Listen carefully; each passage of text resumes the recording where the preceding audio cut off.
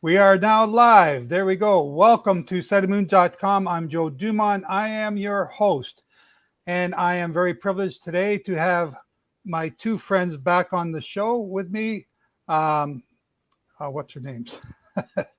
Mark and Cyrus. Mark and Cyrus. Cyrus Harding and Mark Webb. And welcome, both of you, first of all.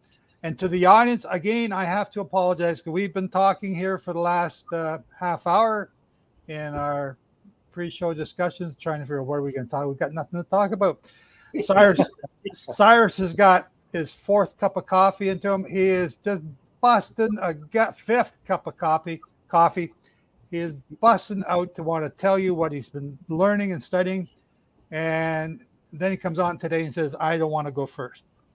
And so Mark says, okay, I got some stuff, but it sort of ties into Cyrus, sort of ties into what Joe's saying. And then he starts telling me all this stuff. And then we're going to forget about that. And we're going to talk about something else. So I just want to say, we've been trying to get together since about January. And just our different schedules have prevented that from happening. Cyrus had Vaughn was in the hospital. How is Vaughn, by the way, Cyrus? She's right here. She's doing great. She's been helping me in the garden, and that was one thing that Yah proved to man. He can do things they can't, because 5 doctors said there's nothing that can be done, and he healed her, and Hallelujah. they were amazed.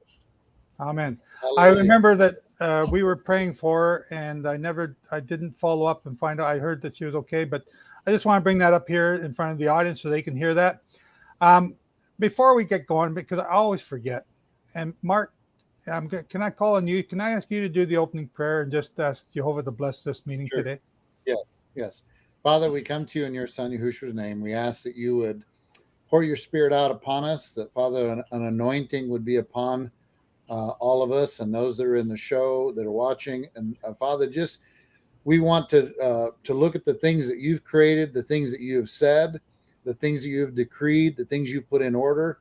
And Father, we just want to look at those things, as Psalm 19 says, to understand what the heavens and what the things you've created, things you said are declaring, and put them together so that we can understand and look and see, Father, what you're trying to tell us. So, Father, open our minds and our ears, open our hearts. Let your shalom reign. And Father, we just look for your guidance. May it be you that speaks through us and not our own fleshly self. And we give you praise and glory in your son, Yahushua's name. Amen. Amen. And thank you. And I am so thankful that you're both here again today. If you are listening here or watching on the side, and Deborah Young's here, yay, she finally made it. You can leave a comment in the side. We will try and read it. Mark and Cyrus, you can see the comments as well, correct? Not yet. Yes. Okay, so there are comments. You can put a question there as we're talking along and be part of the conversation. I also want to point out to you, if you're listening either after the show or in the YouTube, there's a little button down below. It's a brand new button that you can make a donation to support all 3 of our ministries. And it'll probably come to SetAmoon.com, but I will share it with both these gentlemen here. They don't want it, and that's okay. They can give it to whatever cause they want to give to. I don't care. But you can help. It's a $5, $10, or $20 donation. And it helps to show us that you do appreciate what we're talking about. And the other thing you can do is you can share this video, share it, hit like, leave a comment. Be part of the conversation, because we're trying to teach. We're not trying to be an authority here. So I'm excited about what we've already talked about in the half hour before. So there's nothing left to talk about. No, there's lots to talk about. I did want to say, I wanted to thank Sonia for reminding us of the things that we've talked about and summarizing. I appreciate her gift of being able to summarize. So, because Cyrus doesn't want to go first, he wants to save it for the great explosion at the end. I'm only I don't kidding. want to steal Brother Mark's thunder. He's got some good things that are going to be important. No. Yeah. So Cyrus, again, ladies and gentlemen, Cyrus comes on here. He's just busting out. I got to tell you. And then Mark comes on here. very, very stoic and doesn't say nothing. And they said, Brother Joe, have you looked at this? What? So I think you're going to get a great kick out of today's show. So because we got a number of new people, I'm going to go first. And I'm going to share my screen and share screen. And we want this. And we want that. And Mark, can you see that? Yes. Okay, so at setofmoon.com, I teach about the sabbatical jubilee year cycles, and we've counted them from the creation of Adam up until the 120th jubilee since the creation of Adam. When we do that chronology according to Genesis and lay it out, it works out to be 2022 is in the black there is the 6th year of the 4th sabbatical cycle. We're about to begin the sabbatical year at Aviv in 2023. We are in the 120th Jubilee cycle. 2020, which I have highlighted in red, and we've been saying this since 2005. 2020 is in the middle of that Jubilee cycle, and we are saying that the 70 weeks of Daniel are 70 Jubilee cycles. They were never talking about Yeshua. They were talking about us at the end of this age. With this understanding, I've been saying and making the prophetic things that I've been saying about what was going to happen and when, and we pretty near nailed 2020 spot on. In fact, I was so sure about 2020 that I told James, my web technician. James is also my partner and helper and good friend. I told him that if nothing happens in 2020, we will take down setofmoon.com and we will fold our shop and go away because I don't know what I'm talking about. And a lot of people were cheering that we were going to shut down. So you can get this at our website. I think you all know what happened in 2020. Just a couple little things. And that's why we're still here. That's why we're still teaching. So I got to get out of here. There we go. I got to get out of here. Stop share.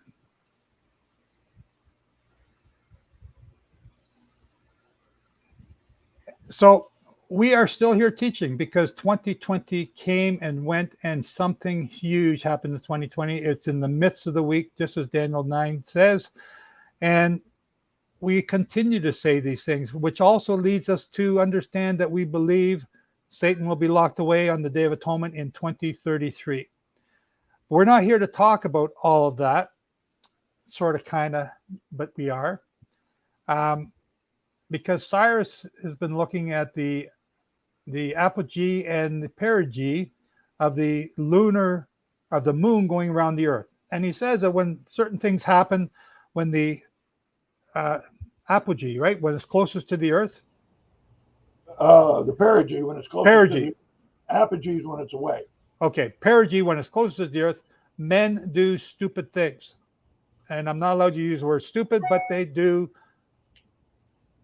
stupid things. What, I don't care. Stupid things. And he's been so my first, I think this is the 9th interview I've done with Cyrus Really? I think so. I was just counting. I said, wow, we've been on quite a bit.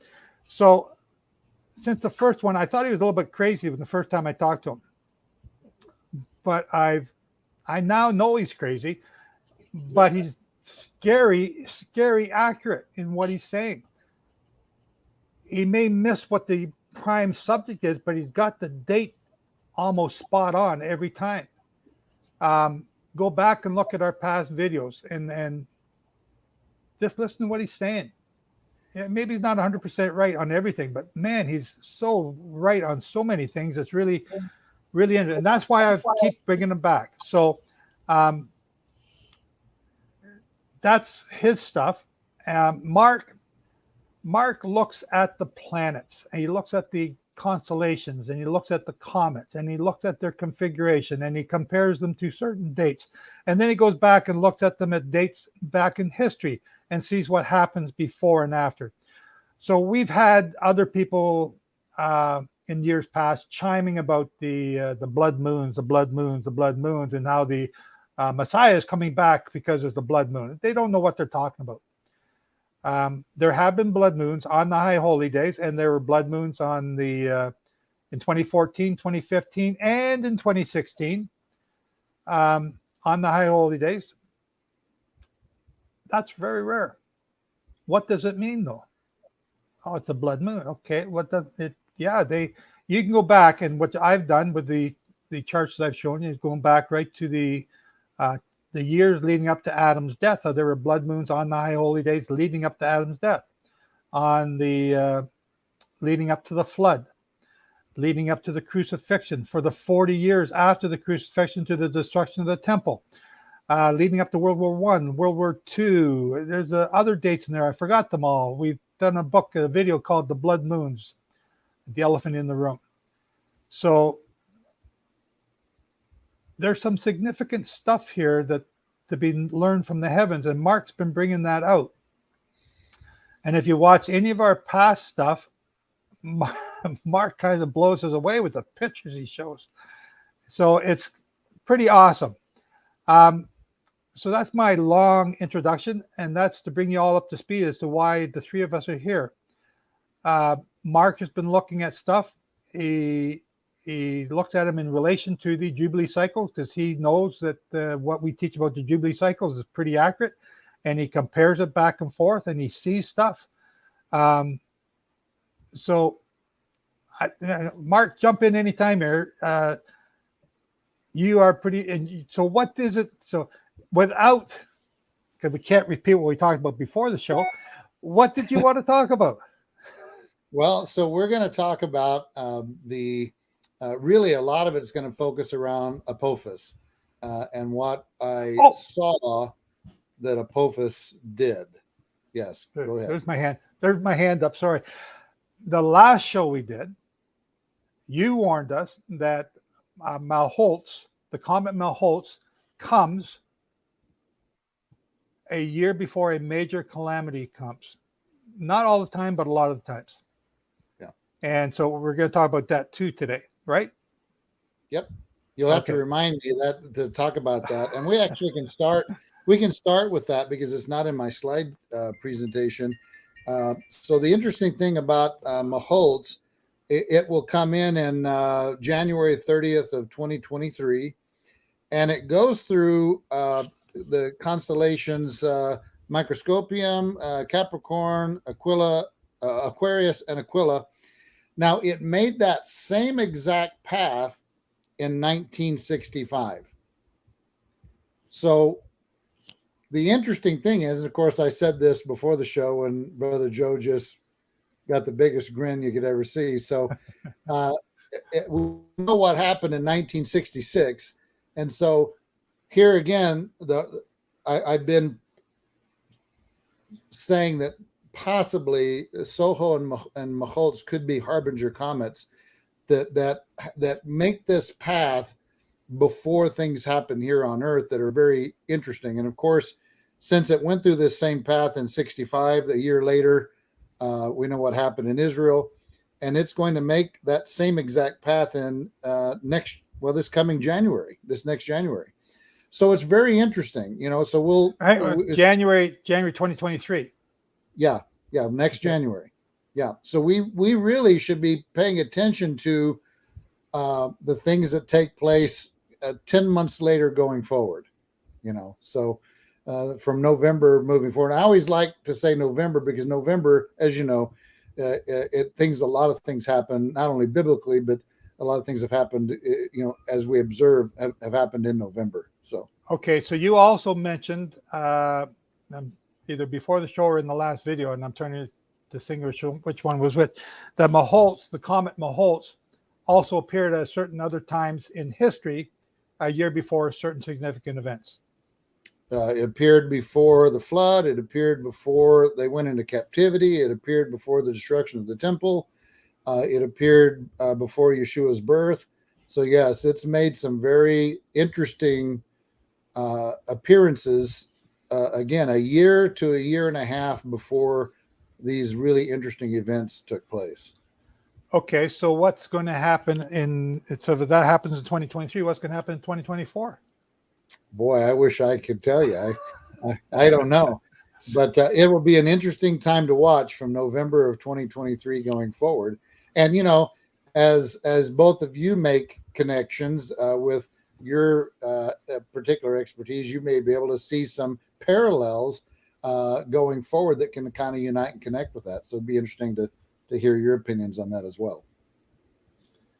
Do I dare let Cyrus talk now? Like, he's ready to explode. I don't know if he starts saying he might take over the whole show. No, okay, Cyrus, you don't want to comment on that? Okay, so I'm looking forward to what. I believe that there is going to be something significant take place in more than one thing take place in 2024. Now, I don't know if it's going to start in 2023 and then go into 2024, but there are definitely things that are going to take place in 2024. Do you want to expand on that a little bit? I'm ready to jump in at any moment, but I want to give you your shot. Or do you not want to talk about that yet? You want to talk about this other thing? Let me just bring it all together, and I'll talk about it later. Okay. So then let me just throw in here my little shot in the Sabbatal and Jubilear cycles, and this is actually in my next book that I'm working on. It's just a 3-set book, a book of 3 different books for a series, is the 2024, which I've had in these charts, right? I've had it in these charts. Let me just bring that chart back up again. Share screen.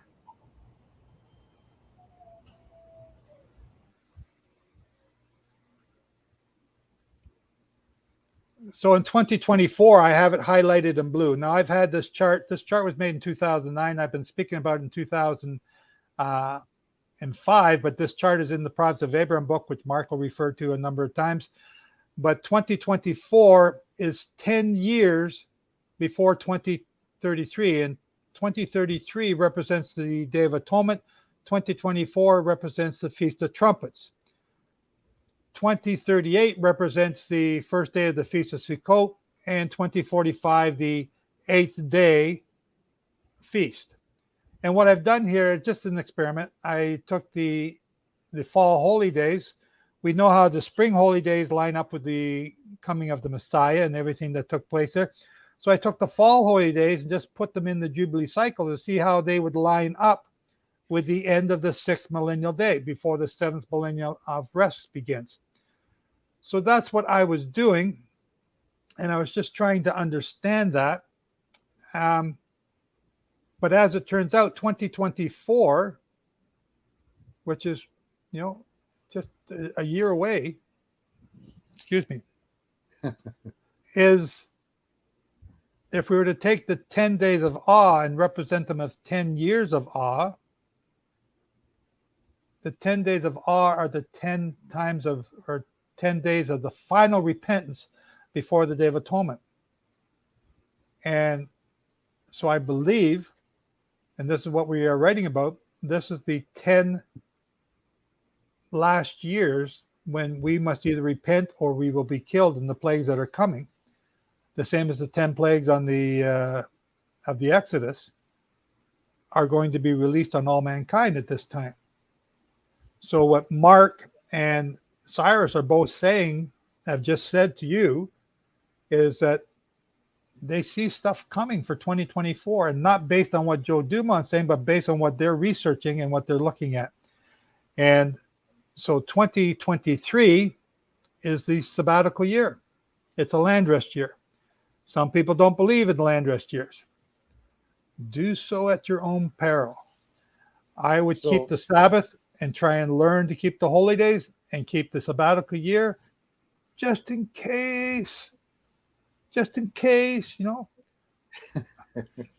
who knows? The interesting thing that you said, so you mentioned, like we said, Maholtz comes in 2023.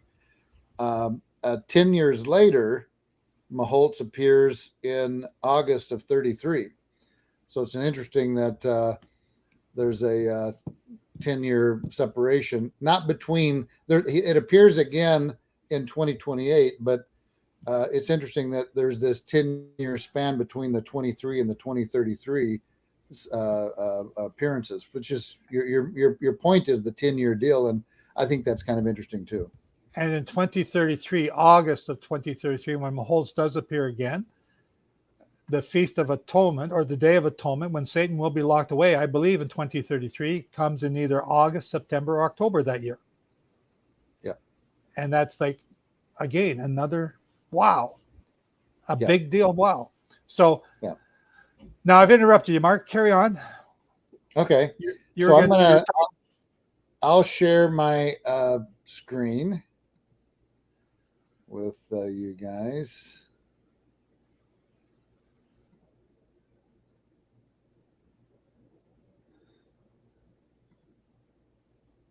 Let's see.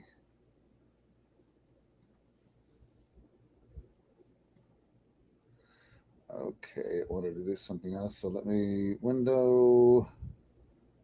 Okay. So while you're doing that, Dwayne is asking, is that going to be the removal of the Golden Dome and the third?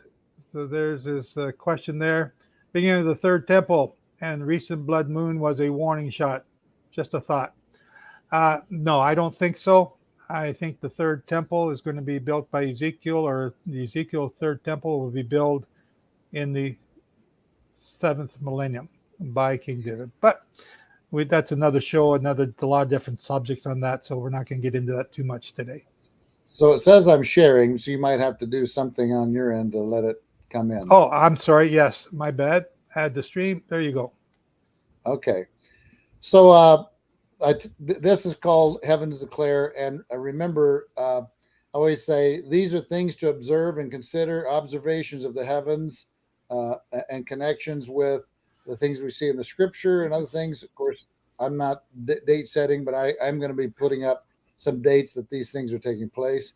So let me interrupt you again, Mark. Are you because some people are going to say it, are you into astrology? Is that what we're looking at here? No. So that's where I was going next. This is called biblical astronomy, not astrology. And so this is about observing the things, as Psalm 19 says, the heavens declare the glory of Yod-Heh-Vav-Heh, and they speak every night, and there is no place that their voice is not heard. So we're just trying to listen to what they're saying as his creation.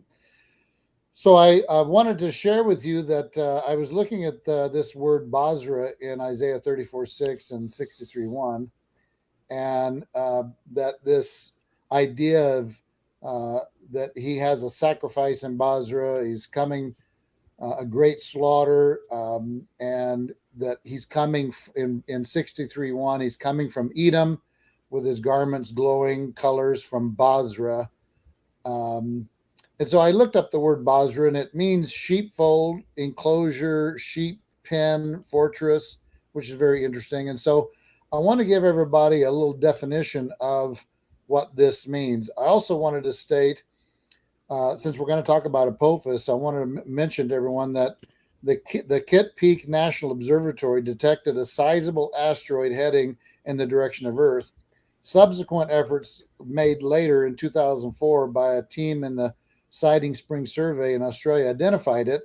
The next year, the team that discovered the asteroid named it Apophis after the ancient Egyptian spirit of evil, darkness, and destruction, a malevolent force that cannot be stopped, according to legend.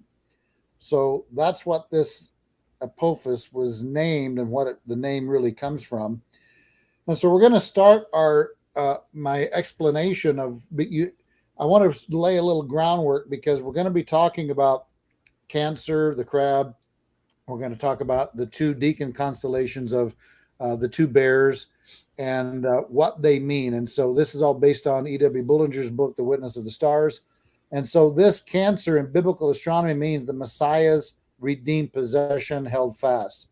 And if you look, I don't know if you can see my cursor, but it literally inside this crab is like a pen, and there's a grouping of constellations at the tip of the two pinchers, the claws. That's really a cluster of stars that are called like the pen or the possession held fast. Mark, can you blow up in that picture a little bit just so people can see it a little bit better? How's that? Okay, you got to slide it yeah, one more.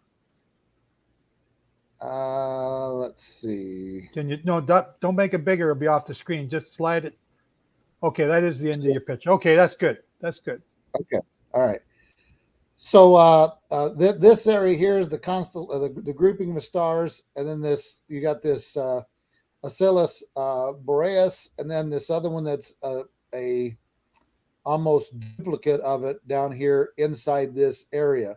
So it's called this interesting name, Messiah's possession held fast, but it gets this name in ancient. All of these stars in this constellation, they in all the 5 ancient languages, even though the names of the stars are different because of the different languages, they mean the same. So, for example, the word Claria means cattle folds or sheep folds.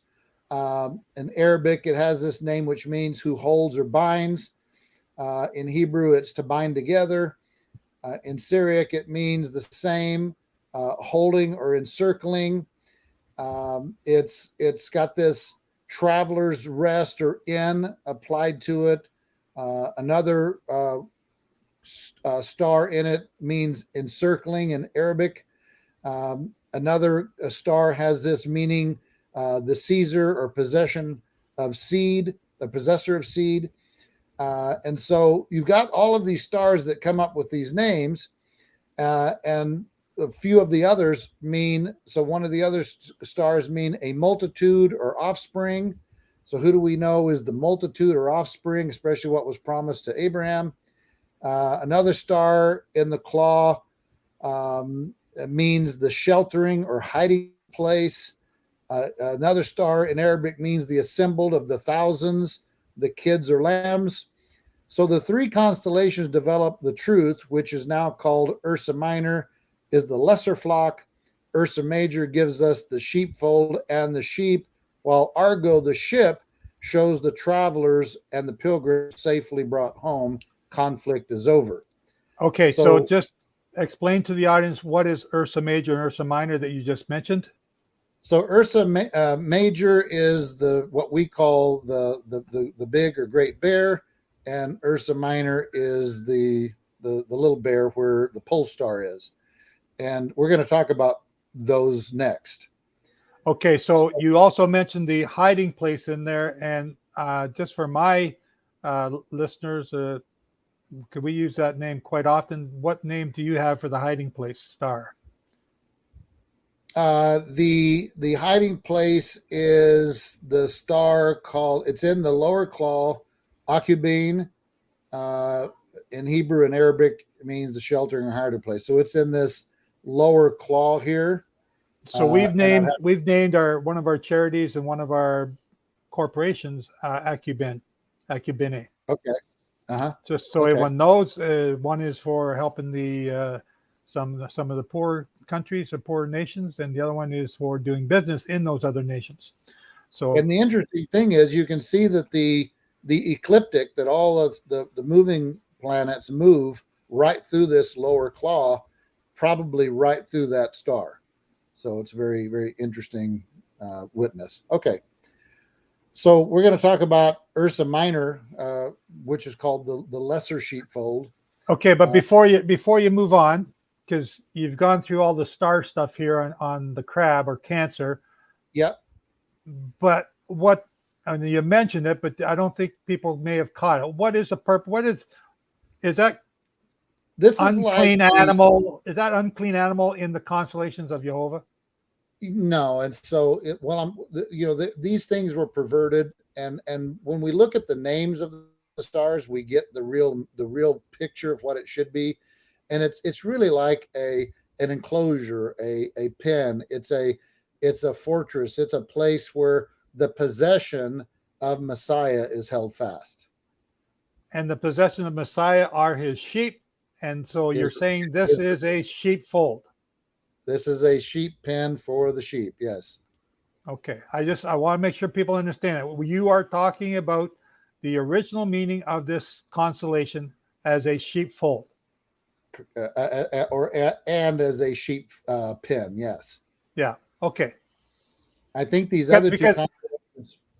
Because Yeah. that's going to lead into what you're about to say, and Yes. it's highly significant. And going back to what you're talking about, because you are only talking about those two verses in Isaiah, this is going to be profound for some of you.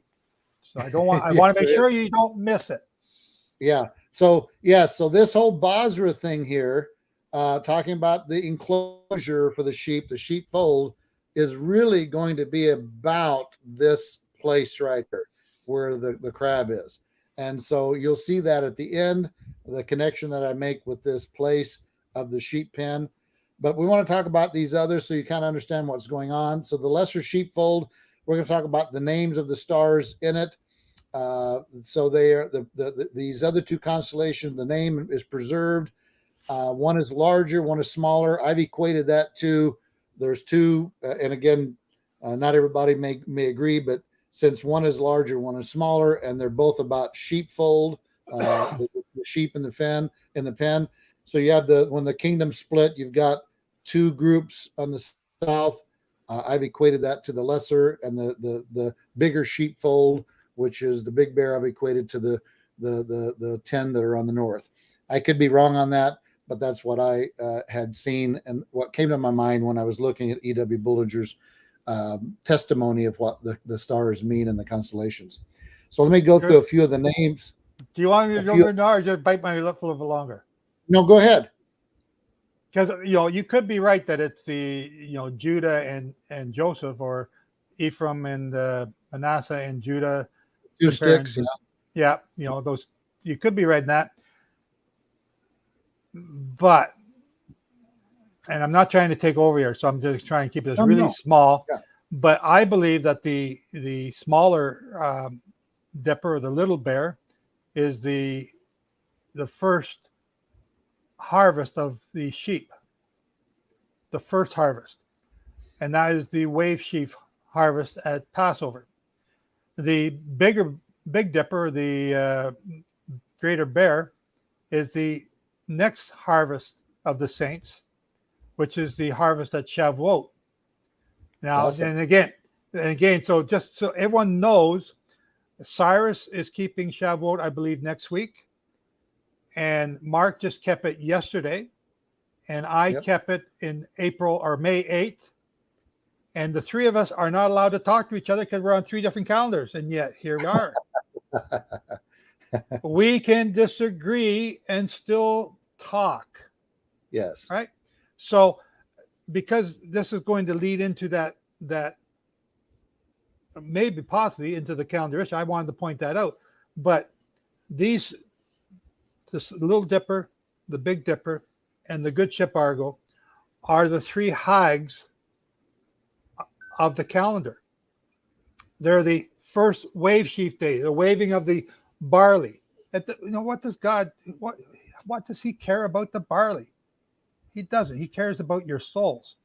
So these would be Abram, Moses, Elijah, Enoch, those first saints lifted out of the grave on wave sheaf day. The next wave offering is at Shavuot, the waving of the two loaves with leaven in them. Two loaves, Judah and Ephraim. Maybe that's where Mark is right. But that's coming up, and I believe that to be 2033 at the end of the 10 days of awe. And the rest of mankind will be harvested at the end of the seventh millennium, which is what we're told in Revelations. At the end of Revelation, at the end of the seventh millennium, the rest of mankind who did not believe will be raised up, and for a period of time, they will get to see what it's like to live in God's kingdom or go back to Satan's kingdom. They get to choose. That's what the Good Ship Argo represents at the end. So that's my interpretation of those three things. And those are the three hags that come together. And that's what I teach at sightofmoon.com.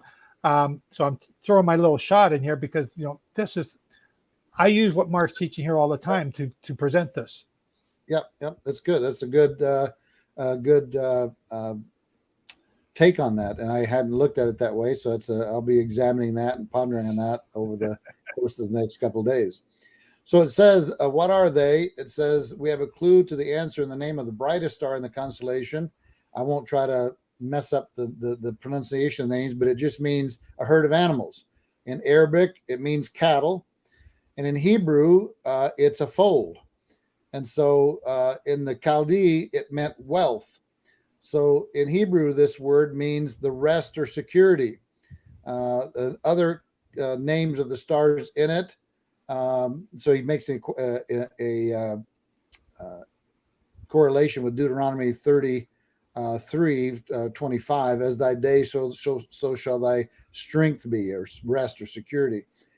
So we have another one, the Cancer, the couching down between the sheepfolds.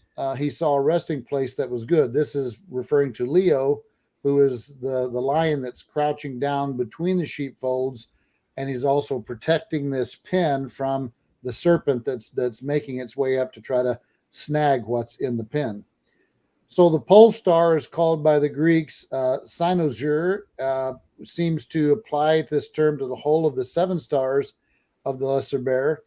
And let's see, it literally means high and rising in heavenly position.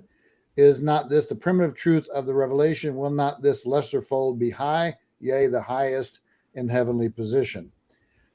So it talks about the pole star has been removed from the dragon and now in the lesser fold. This is the procession of the pole stars, which is a whole nother topic. So this, let me see if I see a couple of other stars mentioned here. Oh yeah, down here on the bottom.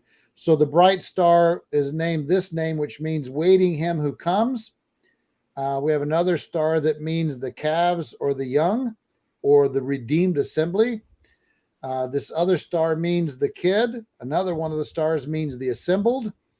We have another one that is interpreted as a traveling company or the stronghold of the saved.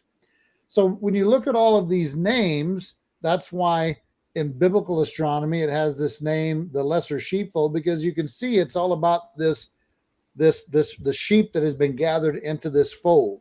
Like Yeshua said, I have other sheep I must bring into this fold. So very interesting how the names of the stars have that idea.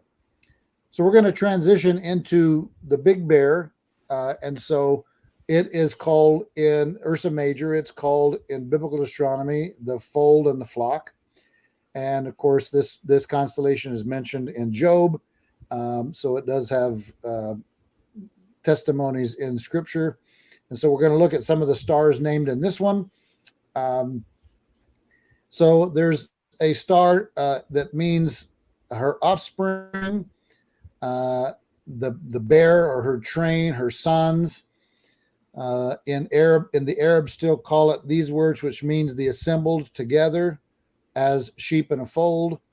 The ancient Jewish commentators interpreted this word Ash as the 7 stars of this constellation. They are called by others this word, which came the Latin word for north.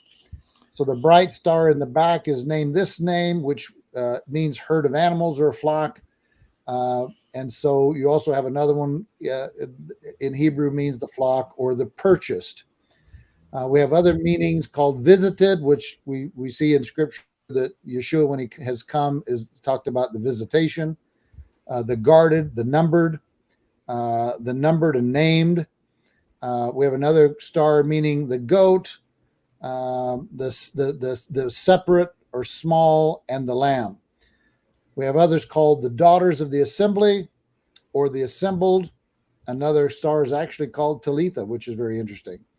A couple of other stars meaning the sheepfold, the multitude, the many assembled, the assembled, those that are separated, the latter herd or the latter flock, which is interesting because the latter herd or latter flock, as I saw that, I saw those who were gathered by Yeshua as the latter flock. Those that are protected or covered, the company of travelers, the sheepfold or set or appointed. So these are some of the, it says we have nothing to do here with Grecian myths about bears or wild boars. We only see the innumerable seed gathered by him who scattered. Okay, let me interrupt you again, Mark. Ladies and Yep. gentlemen, if you're liking what you're hearing, please like us, hit the like button, and share this on social media, wherever you are. Share it around, get more people come and listen to us as we're talking here. Now, Mark, before the show, you said something about the 7 stars here. Are you going to Yes. get into that, or did you?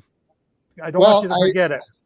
So I have seen a lot of steles and granite and stone carvings that date back, 4 and 5,000 years ago.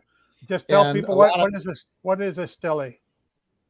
well, it would be a granite column that they would use because it's hard stone, and they would carve images on it. We're going to look at one here in a minute, but Okay. it's well preserved because it's granite, and they would carve different things on it. And sometimes in these carvings, especially in ancient Sumerians, which would be back in Nimrod's day, they would have these carvings with 7 stars above their head.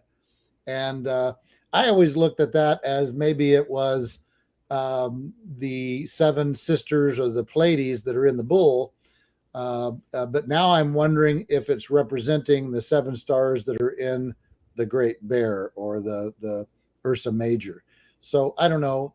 It's just giving me another thing to think about and to ponder and to look at when I'm looking at the heavens to see things like this, that what could be happening where these 7 cluster of stars are. So I've always looked at the 7 sisters as being what, when I read in ancient mythology or ancient history, the 7 stars of Taurus, or the 7 sisters in Taurus's shoulder, Yes. that grouping of Plate. stars there.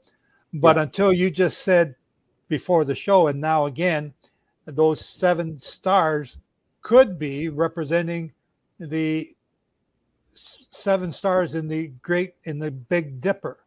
Yep, that's right. That blew me away. And now I have to go back and rethink all these things that I thought I understood. And so that's very cool, very interesting. Yeah, I enjoyed that too, and it's caused me to rethink things and to watch and look for other witnesses that could maybe point to that. So I'm excited about continuing further study. You also So, you also mentioned about Talitha being very interesting, but you didn't say why. Well, it's this star in the bear's right foot, and they didn't give and maybe you know what Talitha means in Hebrew. I didn't take the time to look it up, but this star in the right foot of the bear is called Talitha, and maybe it means the assembled. Maybe that's what it means, but because it's grouped here with 2 other stars named the daughters of the assembly or the assembled, so maybe it has the same meaning. But my point is, you can look at this constellation and you can see, like the little bear or Ursa Minor, that it's referring to a sheep that have been gathered, and so a fold. So that's kind of what we get from this in biblical astronomy.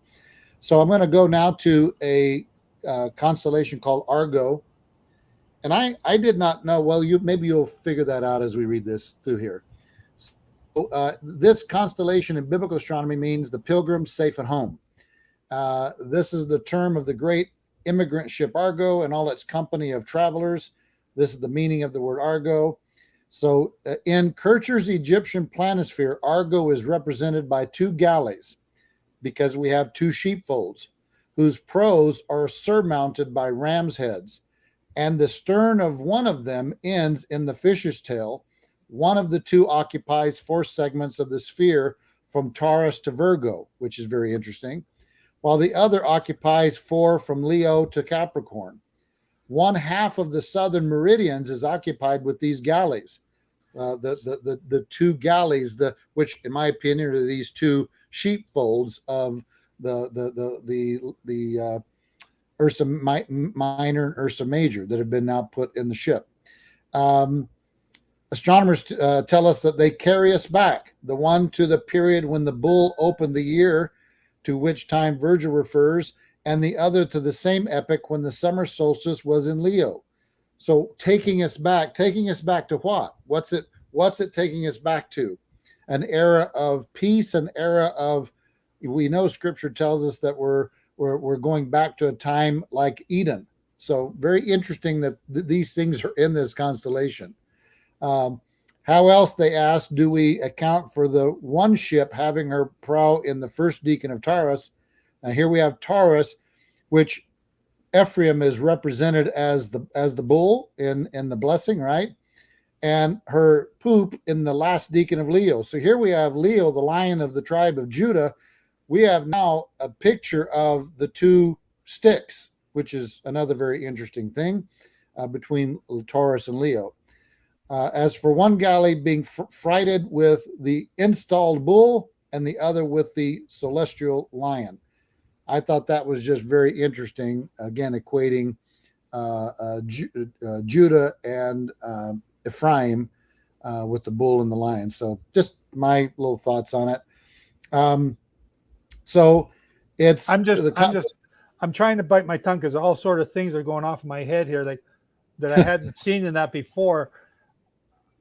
And we could spend the rest of the day just talking about those, but that's, to me, in my brain, that's for the 7th millennium. And that's okay. That's the next 1,000 years. We can talk about that. So like, wow, there's stuff there you just showed me I hadn't seen before. Well, awesome. I'm glad. My eyes have been popping for 3 weeks. So some of these other stars mean company of travelers, the possession of him who cometh, the multitude or abundance, the possession, the release to travel, the desired, and the branch. And so they equate, he equates this with what's written in Jeremiah 30, verse 10, 11. Therefore, fear not, my servant Jacob, saith Yahweh, neither be dismayed, O Israel, for lo, I will save thee from afar, and thy seed from the land of thy captivity. And Yaakov shall return and be in rest, and be quiet, none shall make him afraid, for I am with thee, says Yod-Heh-Vav-Heh, to save thee. So E.W. Bullinger equates this with this verse, which is very interesting. And he equates it with Isaiah 9, and he says you should really read the whole chapter of 9 and equate it with what's going on here in Argo and these other two constellations of the Ursa Minor and Major.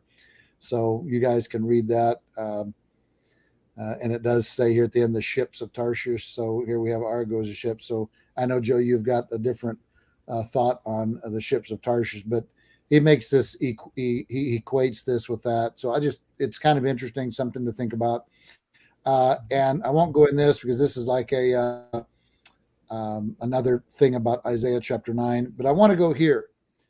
So we need to talk about Leo a little bit because the rock Apophis is going to go in Leo. And so it is in biblical astronomy called the Lion of the tribe of Judah. And he has been aroused for the rending of the prey. So we're just going to talk a little bit about this. Some of the stars in this constellation, it means pouring out, one of the stars. And it's a pouring out of divine wrath on the old serpent. So here at his feet, over the head of Hydra, the great serpent, just about to descend upon it and crush it. And in the three constellations that are associated with the lion is Hydra, called the old serpent, who's been destroyed, Crater, the cup of divine wrath poured out upon the serpent, and Corvus, the bird of prey, devouring him. So you need to be really looking at these three constellations, that they really mean a destruction of the serpent. All of this is about the destruction of serpent, and how Leo is about the pouring out of the wrath on the serpent, because it really plays into what Apophis does here. Okay. And if you could just go back to, you mentioned this before, and I hadn't really thought about it before, nor considered it before. But if you go back to the picture, you said that Leo is guarding the sheepfold, the entrance to the sheepfold. And until I just saw the picture there, I hadn't considered that. And I thought, wow, another revelation that, okay, here's the something sheepfold else going on. Yeah. And right below the feet of the lion is Hydra the serpent. Right down here.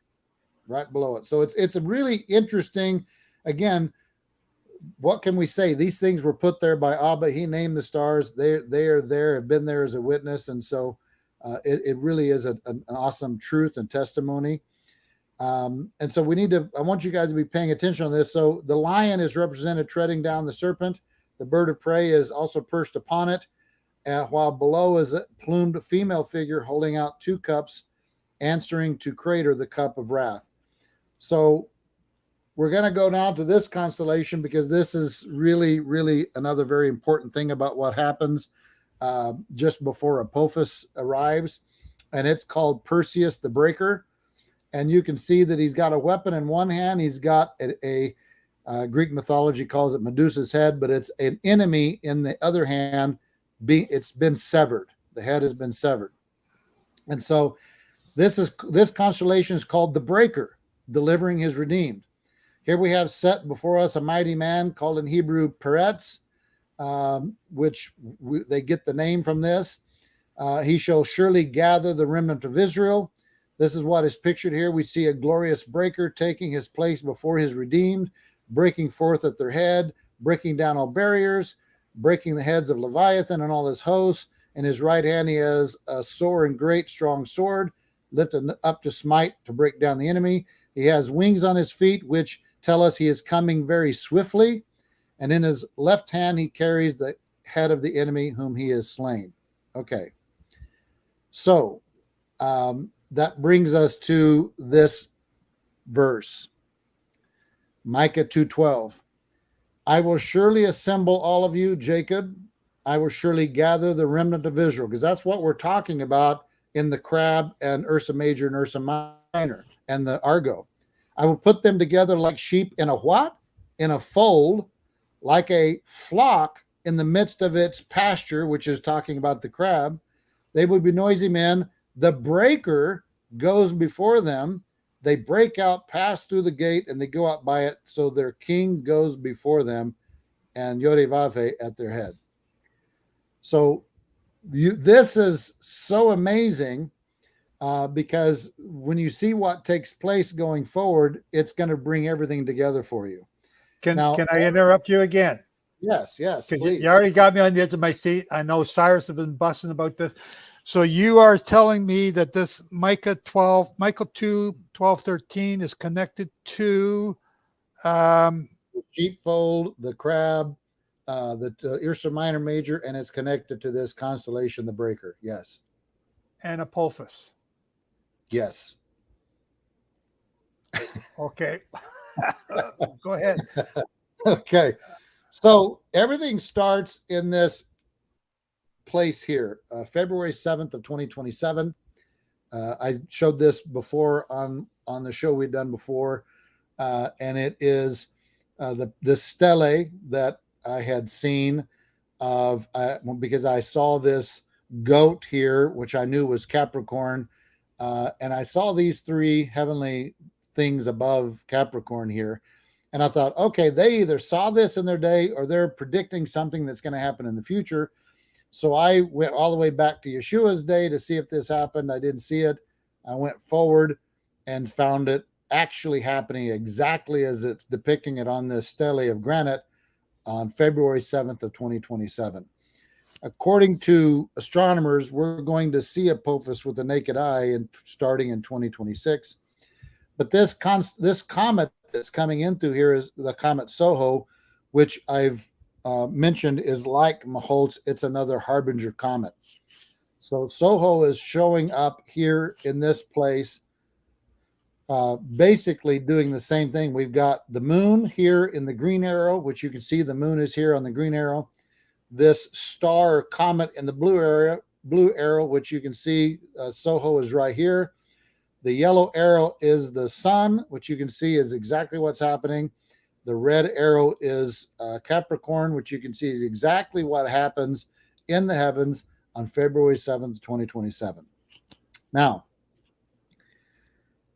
on this same year of August the 2nd of 2027, in the crab, in the pen, the sheepfold, Israel is going to see the first solar eclipse. You can see the whole area of the eclipse here on the map.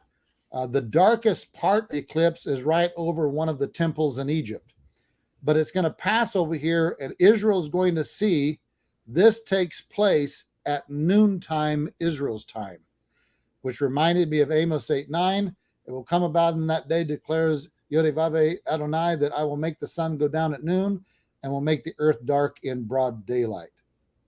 This takes place, which is mind-blowing, in the sheep pen of Cancer, this eclipse. Venus is with it, and so is Mars. And it's just really crazy. I mean, if I was to put together something to stun you guys, I couldn't even have done as good as what's happening here. It's just really remarkable.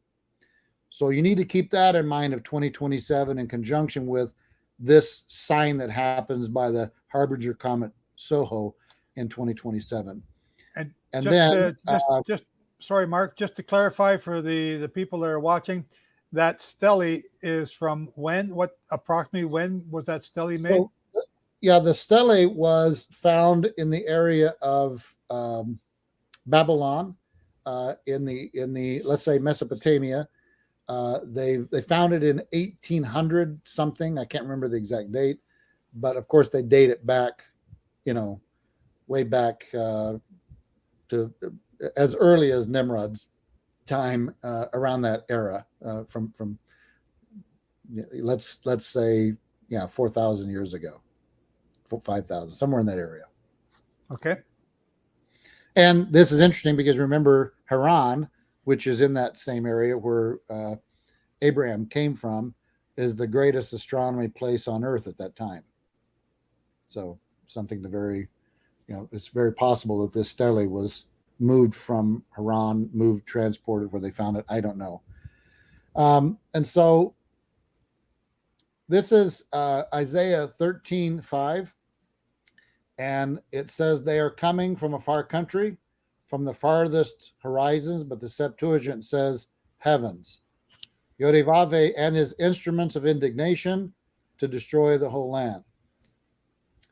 So the interesting thing for me is he's saying in Isaiah 13:5, he's bringing something from the farthest heavens to do his bidding of indignation. I find that very interesting. And so with that being said, I'm going to change the slide. 1 second. I've got to stop sharing and I've got to choose a different screen.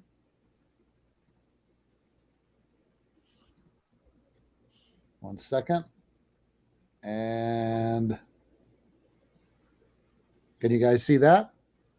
Oh, sorry. I'm sleeping here. There you go. Okay, so this the window up here in the far left tells you the date, February 7th, 2027. This is what they had seen on this. What this is the image on the stele, and so we're going to follow the sun to through as it moves through the heavens through 2027, and a second, I've got to bring this down so you can see what's going on.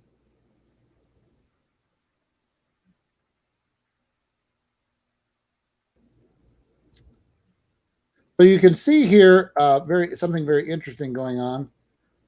You can see two planets here. No, I'm sorry, one. Okay, my bad. I had that wrong. It's probably coming up. All right, so you can see here, this is the serpent, right? This is the serpent down here. Here's the bird that's devouring the serpent. Here's the cup that's pouring out wrath on the serpent. Here is the Leo, the lion, who's ready to pounce on his head, because all this, he's moving towards the sheep pen. He wants the adversary wants this sheep pen where all of the possession is held fast. So this is going to be the focal point here in a minute. All right. This is about the time of the eclipse. Let's see, it was right there. So here's the eclipse happening that Israel sees. Here's the moon right here. The eclipse happens right here that Israel sees when Mercury and Venus are in the pen. Mars is over here in Virgo. And so this is a very interesting date for us to be watching for. We're going to move forward. And I need to put here in just a second. So this is another interesting time here. So I forgot to put here, I forgot to load Apophis in here. Just give me a second.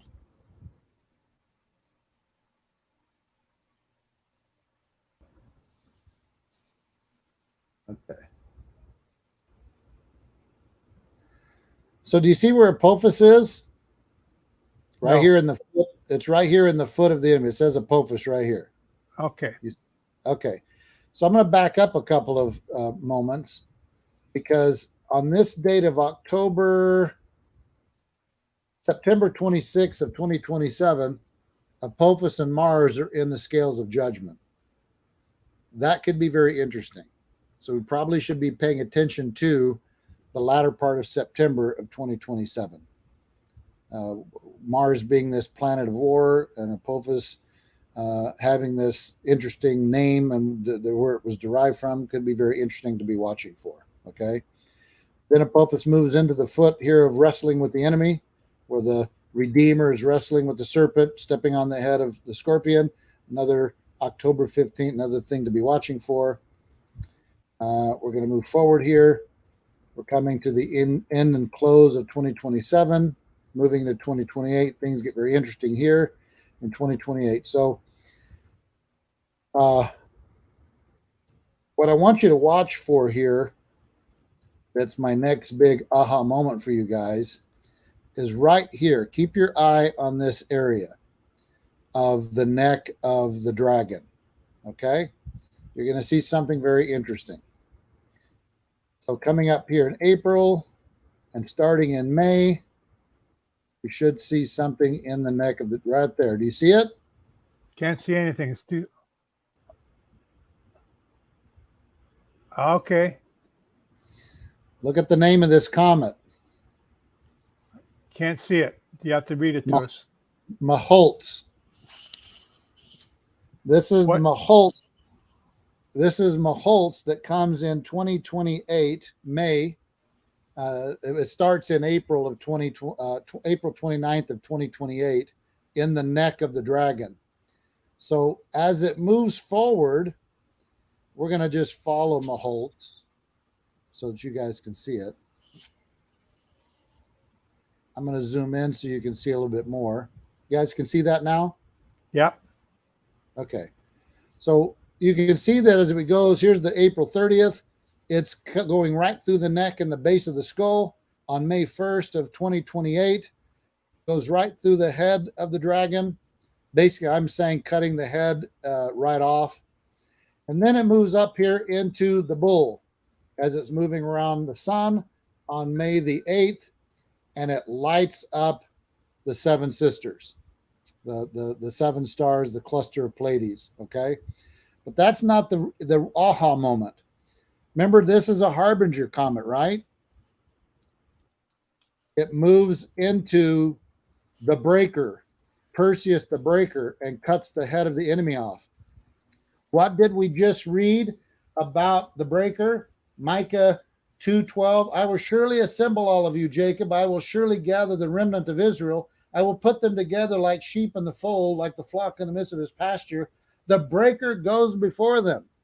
Here's Maholtz, the harbinger, going right into the breaker after he went through the head of the enemy and cuts the head of the enemy in both the dragon and this enemy he's holding in his hand, completely severing the head off, and then moves on up into his arm with the sword in it.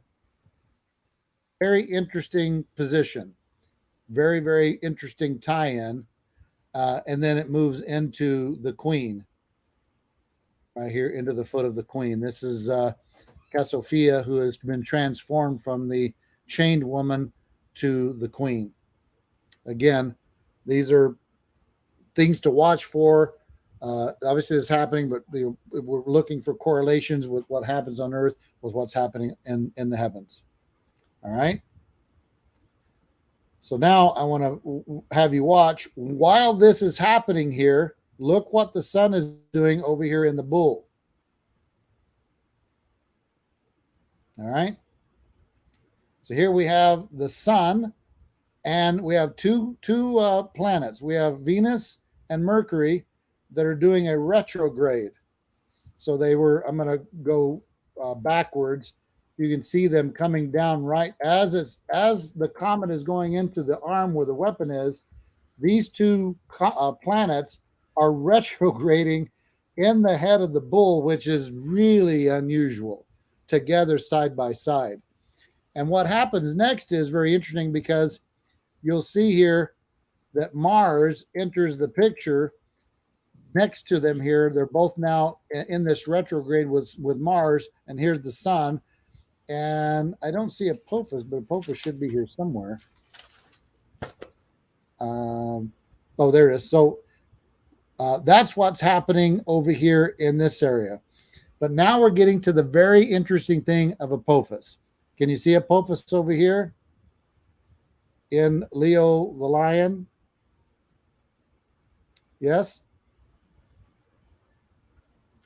Can you see Apophis here? Okay, just where you're circling it, we see some writing. I don't see the actual comet itself. Okay, well, you won't see the tail of it yet. It's not showing it, but you see the word Apophis here. Yes, sir. Yes, sir. This is Apophis. This star right here, you can see it says Regulus. This is the king star. Now watch what Apophis does in June 9th of 2028. It goes right across the king star right here on June 17th of 2028. What an amazing sign that is. And so you can see what's happening over here. Mars and Venus and Mercury are forming a triangle in the head of the bull, and the sun is at the tip of the scepter of Orion, the Redeemer. Very, very interesting. Also, I forgot to mention that Apophis was in the, you know, that thing that you said is in the tip of, what did you called it? The Ecubene? Yes. It's here in this spot of Ecubene in May 25th of 2028. You probably want to write that date down. So it's in this pen, sheep pen. At the same time, the two planets are doing a retrograde. And I forgot to mention that there probably was the moon is passing over the sun here, so on May 24th. So very interesting. So right after it goes through that star that you had pointed out, it goes across the king star here on June 18th. And now it gets crazy. Are you ready?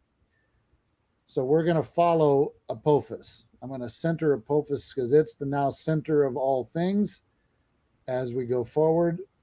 And so here is Apophis. Apophis crosses the king star. It crosses over in front of Jupiter on July 23rd of 2028. And all of a sudden in the head of, it's been going right to left, right, all this time. All of a sudden here on August the 4th, it stops in the head of the Virgin, right next to the king planet. And it does a retrograde and starts going the other way. So it starts heading back towards the Lion. And right as it gets right here, look where Mars and Jupiter, or Mars and Venus are in the sheep pen. Apophis is coming here, and it makes this stop. This isn't by coincidence, people. It makes this stop right at the king star, right while Venus and the king star, they're both right here on October 1st, 2028. This is very interesting. Very, very interesting. So it makes another stop right here while Jupiter and the sun and Mercury are right here in the sun and Virgo. And so it makes this stop and it starts going back the other way it was going before. But now it gets interesting. We're looking up. We're gonna, if everyone's right, we're seeing it in the Lion, right? We can see the tail of it. It's visible. We can see it in the Lion, and so it makes this cross back over here, and all of a sudden it makes another stop right here in the tail of the serpent. Ooh, boy, March the 19th of 2029. It makes this stop in the serpent. Now, remember what we talked about? What these other things, the serpent is the one that the wrath is being poured out. It just went through Leo, the king star, the one who's going to rend his wrath upon the enemy, the serpent. Now it goes into the tail of the serpent. It reminds me of that scripture about the tail swept a third of the stars into heaven. So here it goes into the tail of the serpent, and guess what it does? It goes into the bird devouring. You can see the bird eating the serpent. This is the wrath being poured out on the serpent on April the 3rd, 2029. Then it goes into the cup of wrath being poured out on the serpent, April 7th of 2029. And then on this date of April the 10th of 2029, you can see Argo, the ship down here in the right bottom corner.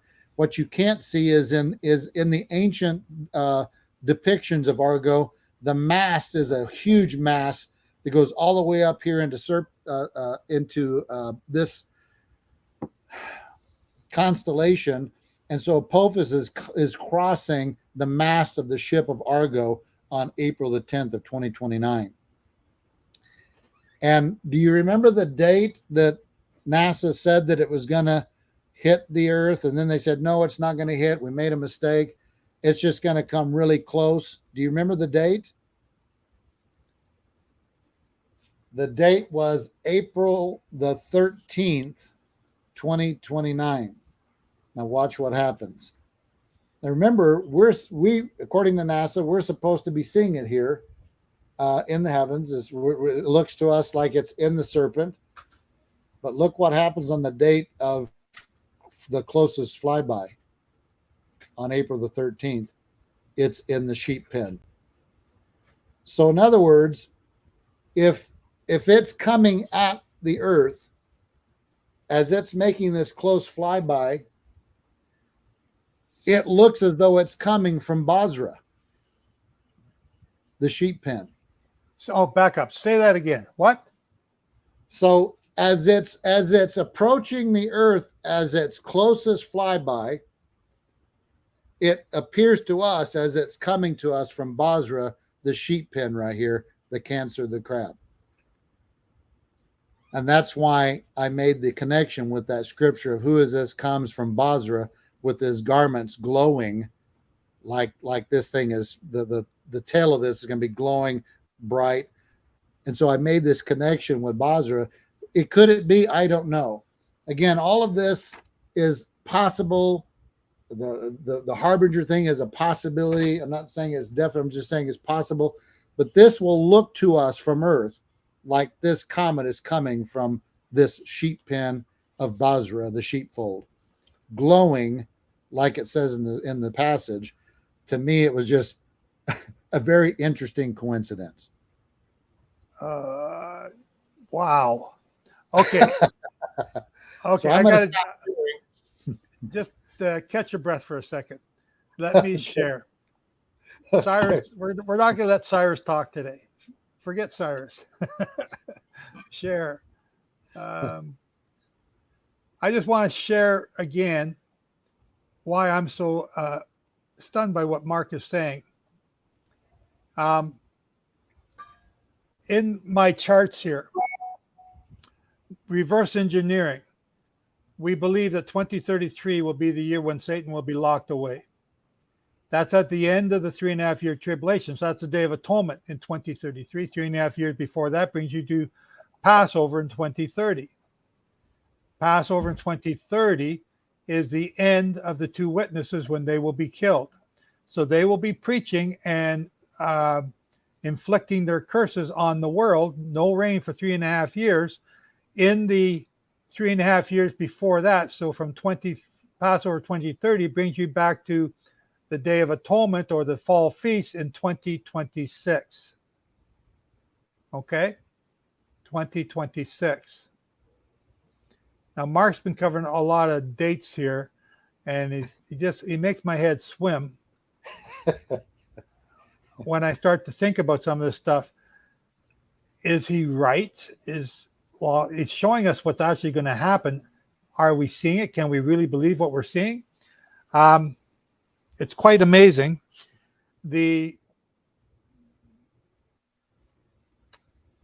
I don't know. Is this the time for me to say this or not? Maybe not. But that's what I show in my Sabbatical Jubilee cycles. That's why I find what he's saying so amazing. So I could talk about the 1290 days, but maybe now is not the time. So Mark, you tell me, is this the time to bring Cyrus in? Should we let him speak now? Or Yeah, I want to hear the connections that Cyrus has made. Okay. This will be interesting. Then, ladies and gentlemen, we have been on here. How long have we been on here? 80? No, I don't know what time it is. Anyway, this is the longest we've seen Cyrus be quiet for a long time. Cyrus, what do you have to say? What have you been busting out about? Oh, nothing. I'm good. Come on. Okay. We're in a cycle right now, and the cycle ends on June 29th. Okay. This is not a war cycle. This is a financial cycle. Okay, when did that cycle begin? And you're talking about the apogees of the moon, right? Well, super cycle, yes. We had a super blood moon, so that would it be in perigee eclipse, a super blood moon eclipse, visible to the Americas. When? Okay. I don't remember, Brother Joe. That was in April, wasn't it not? Okay. Yes. Oh, wait a minute. I'm sorry. I got my paperwork under my. I'm doing all this high tech stuff here, with paper. The lunar eclipse, May 16th. It was 100% magnitude, very high, 1.4, a little over 1.4, 1.1414 is what it was, magnitude. So that, it was a very brilliant eclipse and blood moon. We have another one coming up in November 8th. Anybody know what's happening November 8th? Election day. 2022? 2022. What's that? Hang on. So we got a worldwide audience. What election are you talking about? This isn't presidential. Okay, this is the midterm election. Midterm elections. So we're going to see probably an upset in the House and the Senate. But we've got a lot to even, before we can even talk about that cycle. We've got to get through this cycle. And remember when, we were kids, we'd say, hey, let's play like. Okay, let's play like. I can measure intensity again. Okay, the cycle coming up. Let me give you some figures. And now we're in a cycle right now. It's going to terminate June 29th. It's not a particularly strong cycle. Peak intensity. We had a solar eclipse. It was 75% complete. And the next one coming up, or make sure I'm telling you right. I'm sorry, 65%. Okay. Solar eclipse. One coming up in November is going to be, I'm sorry, the lunar is in November. The solar is October 25th. It'll be 75%. So just tell me, clarify you. I got to mute you. Sorry for the feedback for a second. So you're going to have to unmute you when you go to answer me.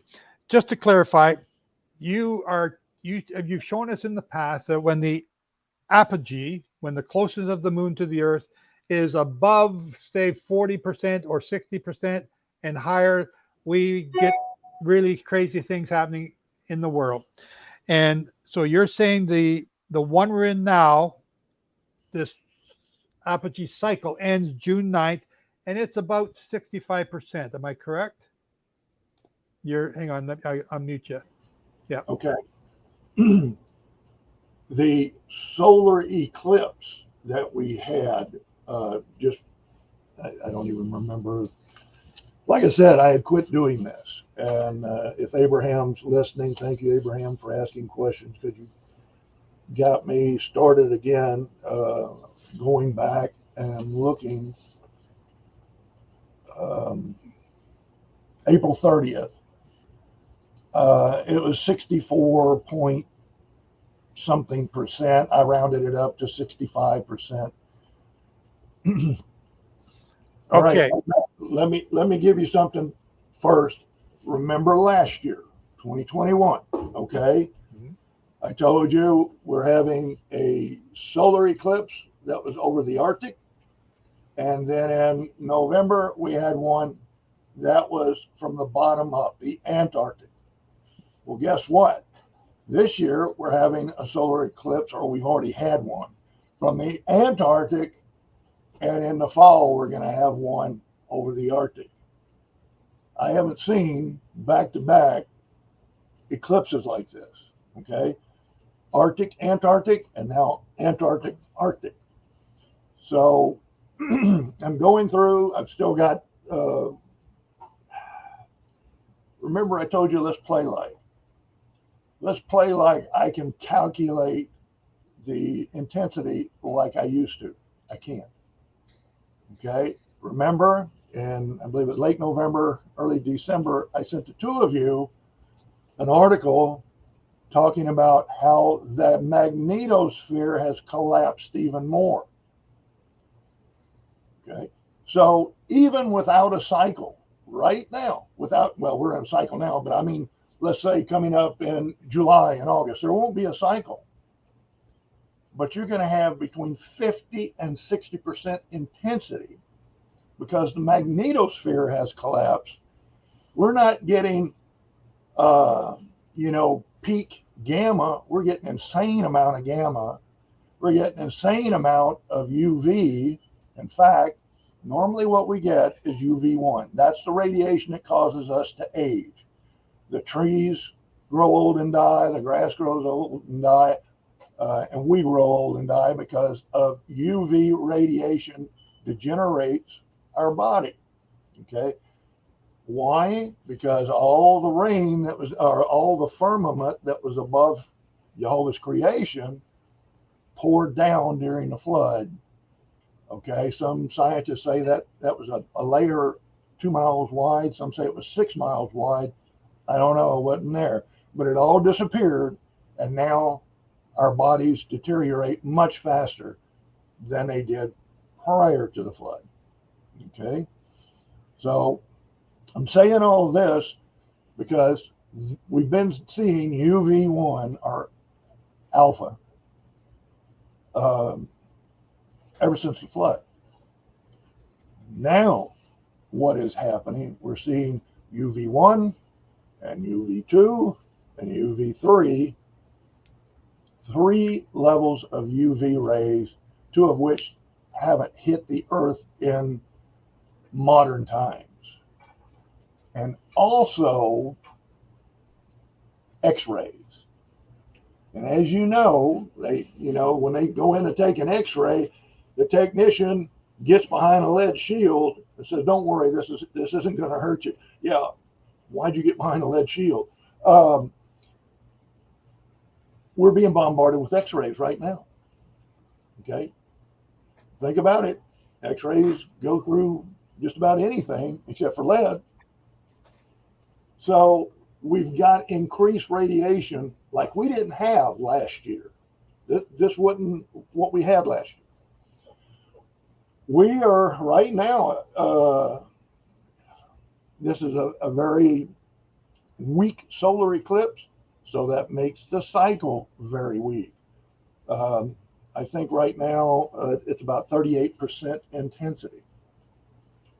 Now add, let's just say, a minimum of 50 to that, and you come up with 88%. because this cycle is weaker than the cycle that's coming up in the fall. So what we're going to see is right now, this is a financial cycle. People are being distracted by the news and everything about Russia, Russia, Russia. I won't get into Russia, but nobody's concentrating on the fact that there's an entirely new financial system coming up out of Asia. And the old Bretton Woods debt-based economy is going away. Can I interrupt you here, Cyrus? Because Sure. I want to point out that I believe you were saying when we talked before the fall of 2019, you were warning us that the November of 2019 and into February of 2019, there was something that you thought was a financial crisis coming out of Asia and something to do with oil, and you couldn't quite figure it out at that time, but that's what you were saying. And what came out of Asia at that exact time was the COVID crisis, and that led to a financial crisis and a spike in oil. And like you didn't exactly understand what you were seeing, but you knew it had to do with those things, and those things came about eventually. You also, that following year, you were in 2020, you were warning about the next cycle of being you kept focusing on the Ukraine. And I said, why does he keep going back to the Ukraine? I don't see nothing there. And it was coming. But that's what I'm pointing out. You did keep going back to it. I think you mentioned it 2 or 3 times and nothing happened. Now it's happened. But you also said about fighting taking place, and you nailed that one spot on May 31st, 2020, which is the day I was saying. And so now, and I bring that up because now you're talking about the current cycle we're in is a weak one. And you're saying it's the financial cycle, and the financial markets today are just sort of waffling around, waiting for the end of the week to come till they find out whether inflation is still carrying on or not. Gold is flat, everything's sort of flatlined, but we've had a major dip here in the last month or so. But you're not talking just about financials here. You're talking about something else. Yes. You? And you're saying that intensity is coming up in this fall. Which intensity? The more intensity of the apogee this fall is going to be greater than what it is now. That's correct. It will. Okay. What we're going to look at just a little bit later is the lunar eclipse will be a complete 100%, and then the solar eclipse, which was really weak this last time, April 30th, was only 64 point whatever, 65 is what I calculate. Okay, 65%. The one coming up will not be complete, but it'll have a greater magnitude because it'll be 75%. Okay, and it's going to show us, or it is showing us, where something big is going to take place, really big. Okay. Okay, so let me but again. We're getting into we have numerous cycles coming together right now. We have a 60-year cycle, we have a 75-year cycle, we have a 72-year cycle, which is a combination of 7 cycles of 9. All of that is coming up to this point in time in history. We have a 600-year cycle. And the cycle, and the reason I want to dwell on this is because of what Brother Mark said in our last interview. He said, is it possible that we could have something like a Maunder minimum and a solar maximum? I never even thought it possible. It's possible. And it's because it will take place in a solar maximum. Right now, everybody's calling solar cycle 25 a solar maximum. And this is very similar. I was laughing. If you go back and look at the recording, I was laughing when he's showing this retrograde. I'm thinking, you think that's a retrograde? Wait till you see the solar cycle flatline, okay, because it's going to. What the solar cycle is causing is the stoppage of the AMOC, okay, and that's not a representative from New York, that's AOC. AMOC is the Atlantic Meridional Ocean Circulation. This is a phenomenon that takes warm water from the Caribbean, the Gulf of Mexico, and it goes up the coast of the United States, starts cutting across about New York, well, Delaware, somewhere in there, cuts across, goes above and into Scotland, and continues into Scandinavia. It moderates the temperature of Scotland, Great Britain, and Northern Europe. That's this current, because of this solar cycle, is slowing down quickly. Okay, so we could see, I believe we will see, Great Britain, Northern Europe, over a period of 9 years. This is a 9-year, the wave cycle is a 9-year cycle. Okay, the cycle that this takes place in is a 600-year cycle. That's the AMOC stopping. And then everything freezes up. You have a mini ice age. Sea ice starts moving further south. But at the same time that this took place last time in the 1300 and like 1380 or something like that was the mini ice age. Okay. When that took place, the Anasazi Indians disappeared. Those Indians lived in the desert southwest of the United States. It was very lush and green. They prospered. They had wonderful agriculture. When the AMOC stopped in the 1300s was absolutely at the same time that the Anasazi Indians disappeared, and they disappeared because there was a mega drought in the desert southwest. So can I interrupt you here? Are you saying that with the United Nations saying that there is a global warming going on, and we've been recording global temperatures increasing for the last, I don't know, 15 years. Mm-hmm. Are you saying we're about to go into a ice age? We're about to go into a cooling cycle. A cooling cycle. Yes, sir. It's going to be a cooling cycle. And starting in 20, am I getting 2028 or 29 or 20? When is this? Starting right now. Starting now. We're already in a mega drought in the United States. So the same mega drought that causes the Anasazi Indians to move somewhere. And of course, I have thoughts on that, but I won't even go into that. You think I'm crazy enough already.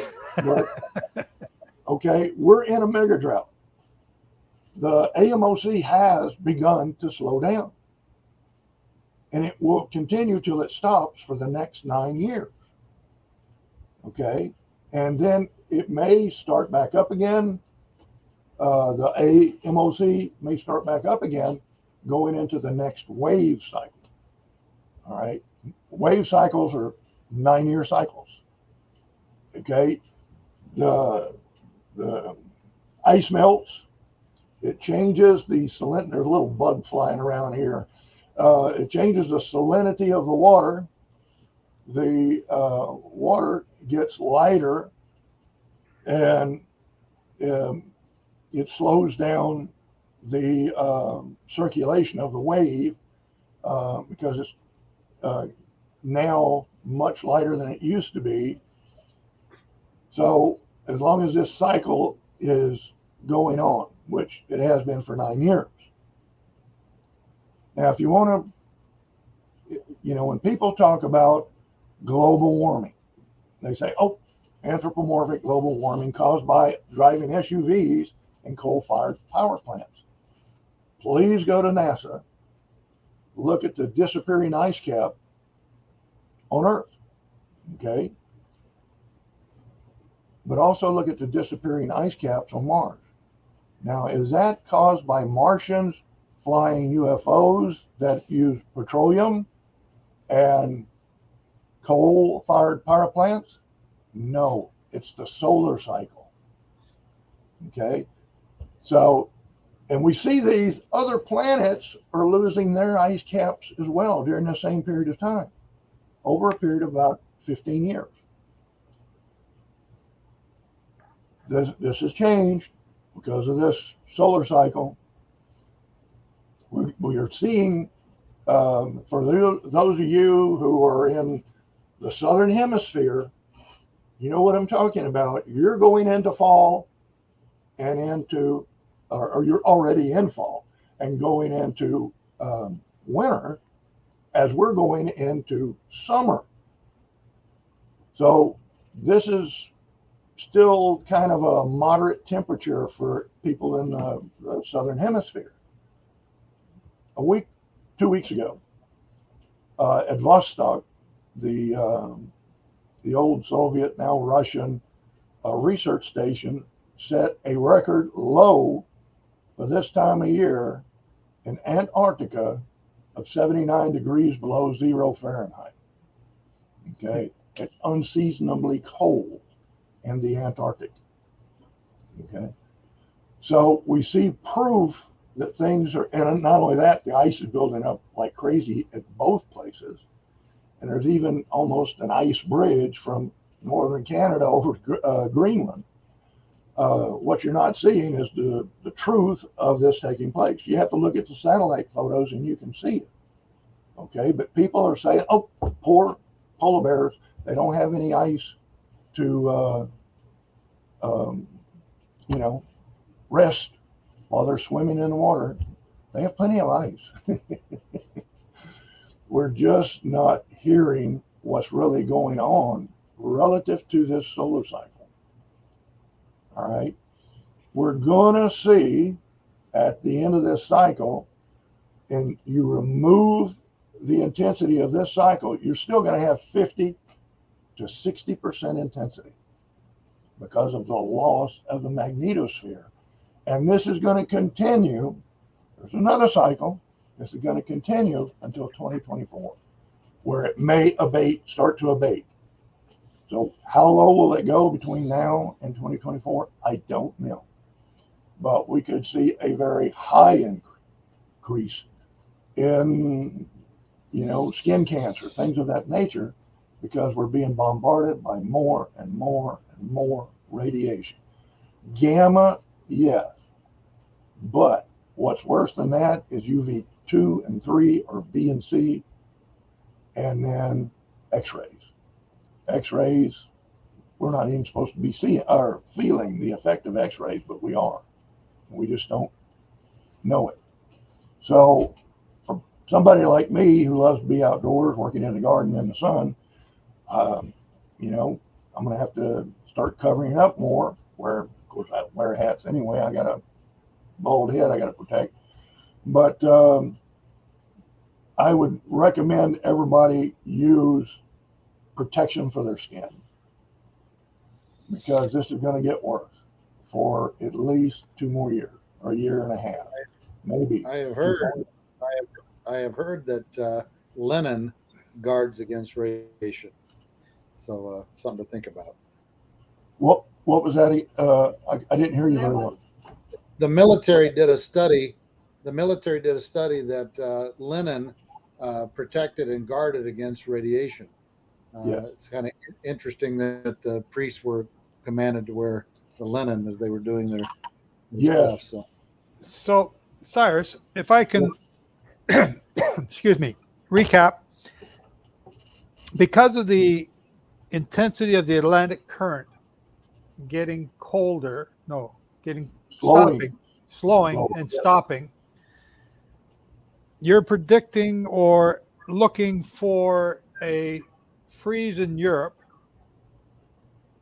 but you're also looking for, because the other part of that is you're looking for a major drought or a continuation of this major drought, and the Hoover Dam out there is already empty. It's already down to, they're finding dead bodies that were killed there whenever they built the thing 100 years ago, whenever it was. 1930s. Yeah. Yeah.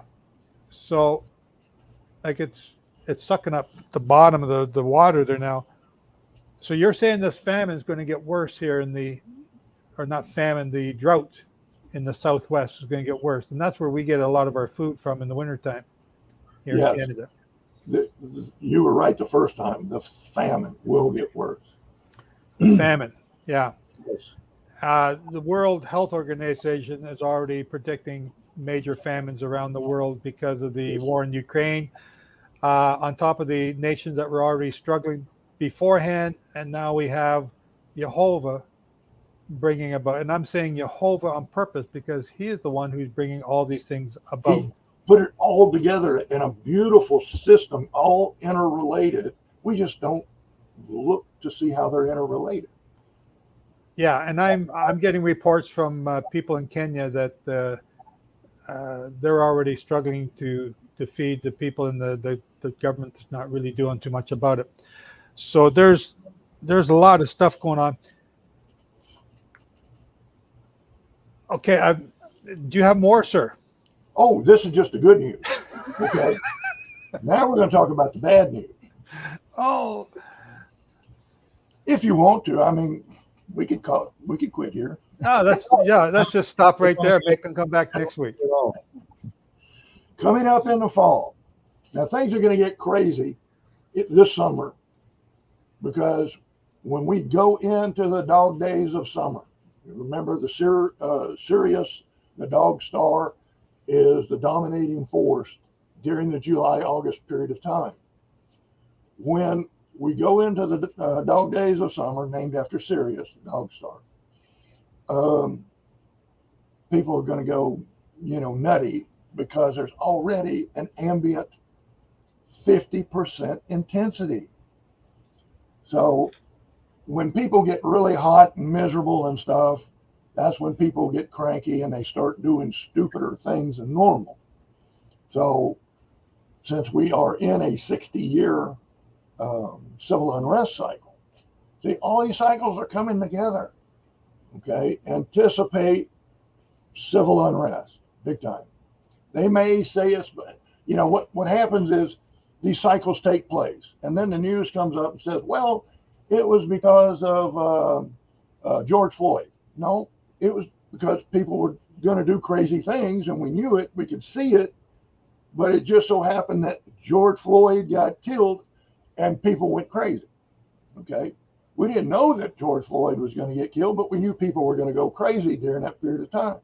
So why are people going to get crazy in July and August?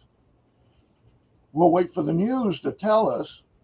It might be the Second Amendment. It might be Roe versus Wade. It might, who knows?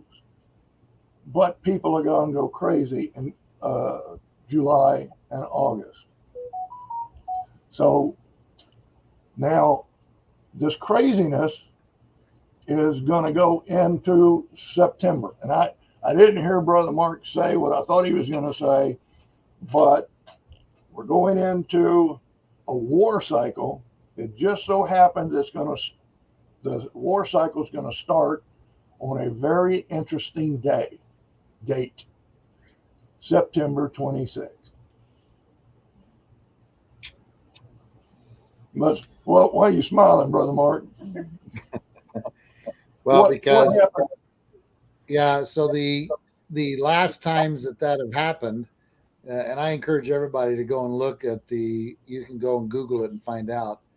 But in 2008, whenever the stock market crashed, it was around Yom Teruah time, or around, let's just say, September. The 2015, 7 years later, it happened again in September. And it says right in there, it was a major financial issue in the U.S. in 2015. And so the next 7 year period begins this September. So, and you can go all the way back to 1973 again. The oil embargo started. The whole thing started in September. So it's a really interesting phenomenon when you look at it, that it's this 7-year cycle is happening, and it's a financial issue. So, yeah, I think that September is something to be watching for. Yep. We have done a teaching. We have a video teaching on our YouTube channel, the cycles of economic collapse. I forget what I called it, where I compare the economy and the stock market rise and falls to the sabbatical cycle starting in the 1700s and for the last 300 years. What we determined from that is that you could not determine, it was a 50-50 coin flip as to whether or not this sabbatical cycle would be a financial crisis. Somebody read my book, then he went off and wrote a book and made millions of dollars, and saying that based on 2 sabbatical cycles, that you could determine that a stock market was about to crash. Well, it didn't, but he never gave back their money. So, but I believe, and I've been believing for a long time, that this year leading into this sabbatical cycle coming up would be a very interesting one for the stock market wise. And I've been watching it very closely, and so far I've been proven true since about March this year. But we're only on the first leg of the down leg of this bear market cycle, and whatever's going to happen this week could be a false rally. I believe we're going to go down quite substantially. That's personal belief. I am not a stockbroker. I am not a stargazer. Well, I guess I am a stargazer. I am not a astrologer. That's my personal belief. So, but you are basing this financial downturn on the cycles that you're seeing in the things that you're researching, Cyrus. That's what you're saying, right? Yes, sir. That's correct. For me, I know we're on 3 different calendars, but for me, Yom Teruah will be September 28th. Of this year, and mine is August 29th. Right. So if we have a stock market crash on August 29th, does that mean I'm right? Could be. No. We are going to have, let me give you some numbers, and then we'll talk about some things. September 26th, the cycle starts. Now, that could be a day or two, either way, you know. If Yom Teruah is actually going to be September 28th, and it would start September 28th, which that's a guess, okay? So let's just say when the sliver is sighted is the beginning of the cycle. All right. The solar eclipse, I've already mentioned, it's only going to be 75% complete, but it's going to be October 25th.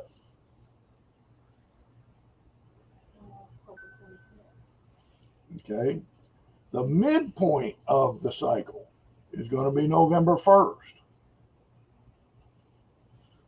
The lunar eclipse, like I mentioned earlier, is November 8th, Tuesday, for the midterm elections. And the moon is in the Ram during that eclipse. Oh, boy.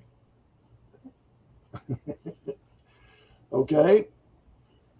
The end point of the cycle, I'm going to give you 2 dates because the cycle is not a really powerful cycle, but the cycle could end December 12th, but I believe it's going to run all the way to December 23rd, the dark of the moon, which was a normal cycle. But remember, last year I told you, you know, it's going to kind of just drop off real quick. And that's the way this one's going to be, but it's going to have lasting effects. What do you mean by lasting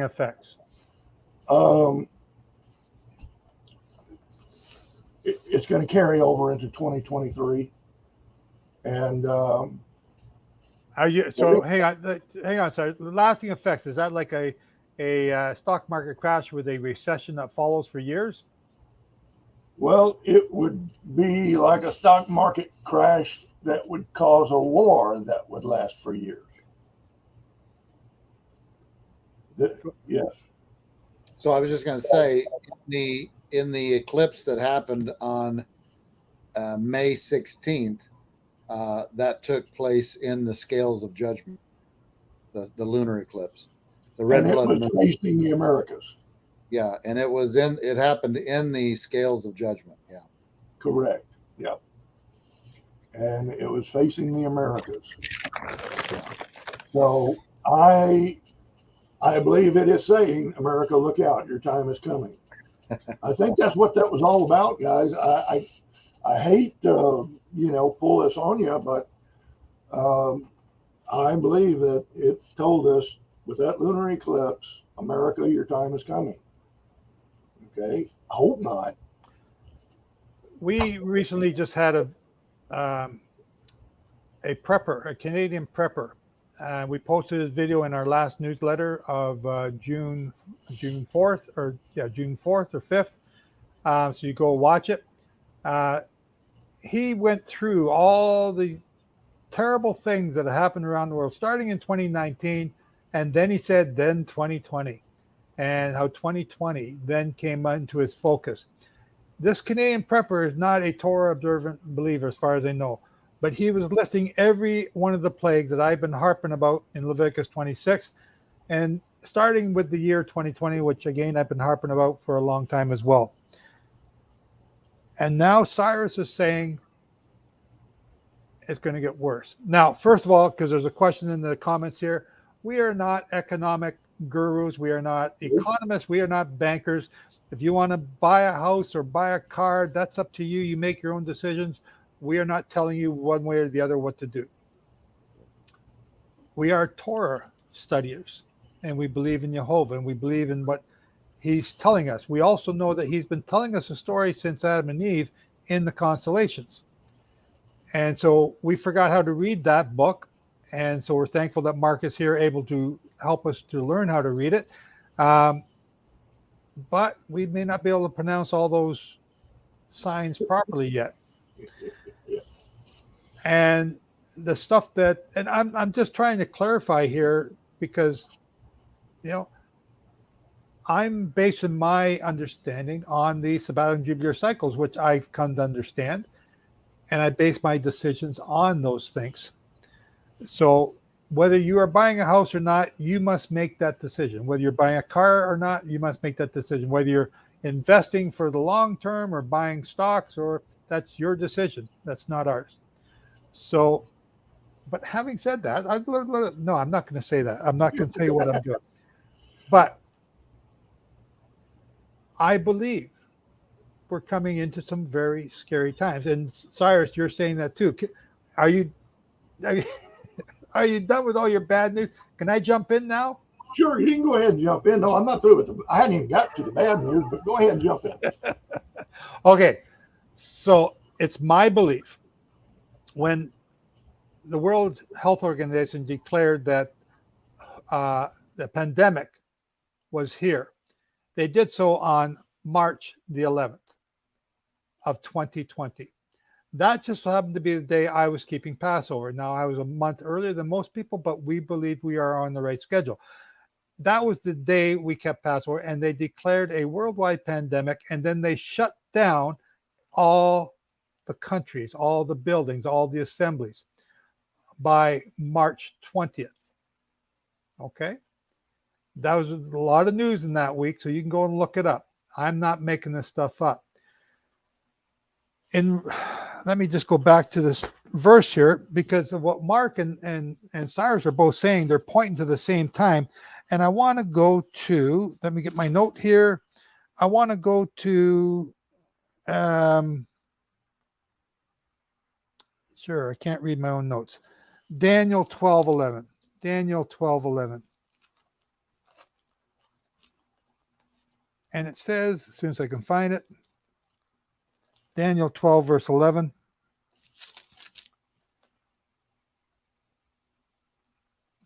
Okay, I'm going to start verse 9. Go, he said, go your way, Daniel, for the words are closed up, unsealed until the time of the end. I believe we're in the time of the end, so I believe these words are no longer sealed. Many shall be purified, made white, and refined, but the wicked shall do wickedly, and none of the wicked shall understand. So they're out there guessing about, all these different things. They're wicked. They don't think they're wicked. They think they're good people, but they have no clue. They're basically brain dead, and they don't understand the Torah because they don't study it. It's just a passing thing that they play, a game on the side every Sunday. But the wise shall understand. And from the time that the daily sacrifice is taken away, what is the daily sacrifice? Well, the prayers of our lips are the daily sacrifice. We're to do that at 9 a.m. and 3 p.m. That's when they did the sacrifice at the temple. And the abomination of desolation is set up. So from the time that is taken away, when was that taken away? When is that taken away? Is it when we were all locked down in our homes? Starting either March 11th or March 20th. I'm not sure of the date, but pick a date. Is that when it started?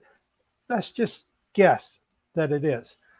And you count from the time that from the time that the daily sacrifice is taken away and the abomination set up,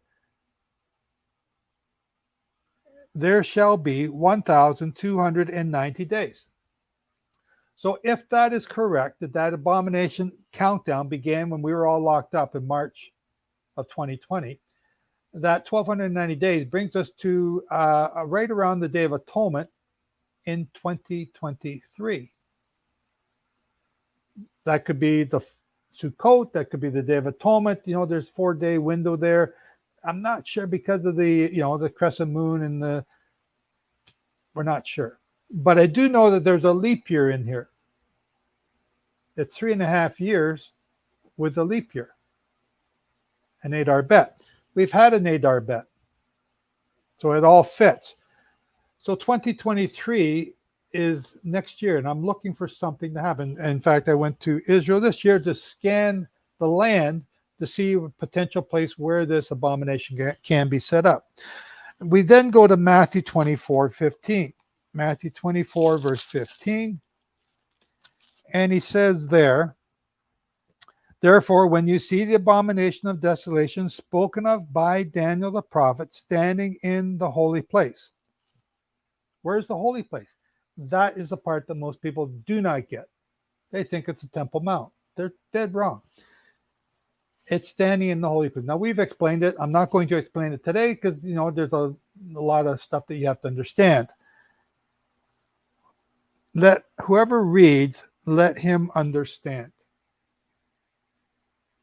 It's not written to confuse you. It's written so that you can understand. Do you understand? Do you know where the holy place is? What is the holy place? If you want to understand the holy place, look at the holy cities and what was considered holy by them.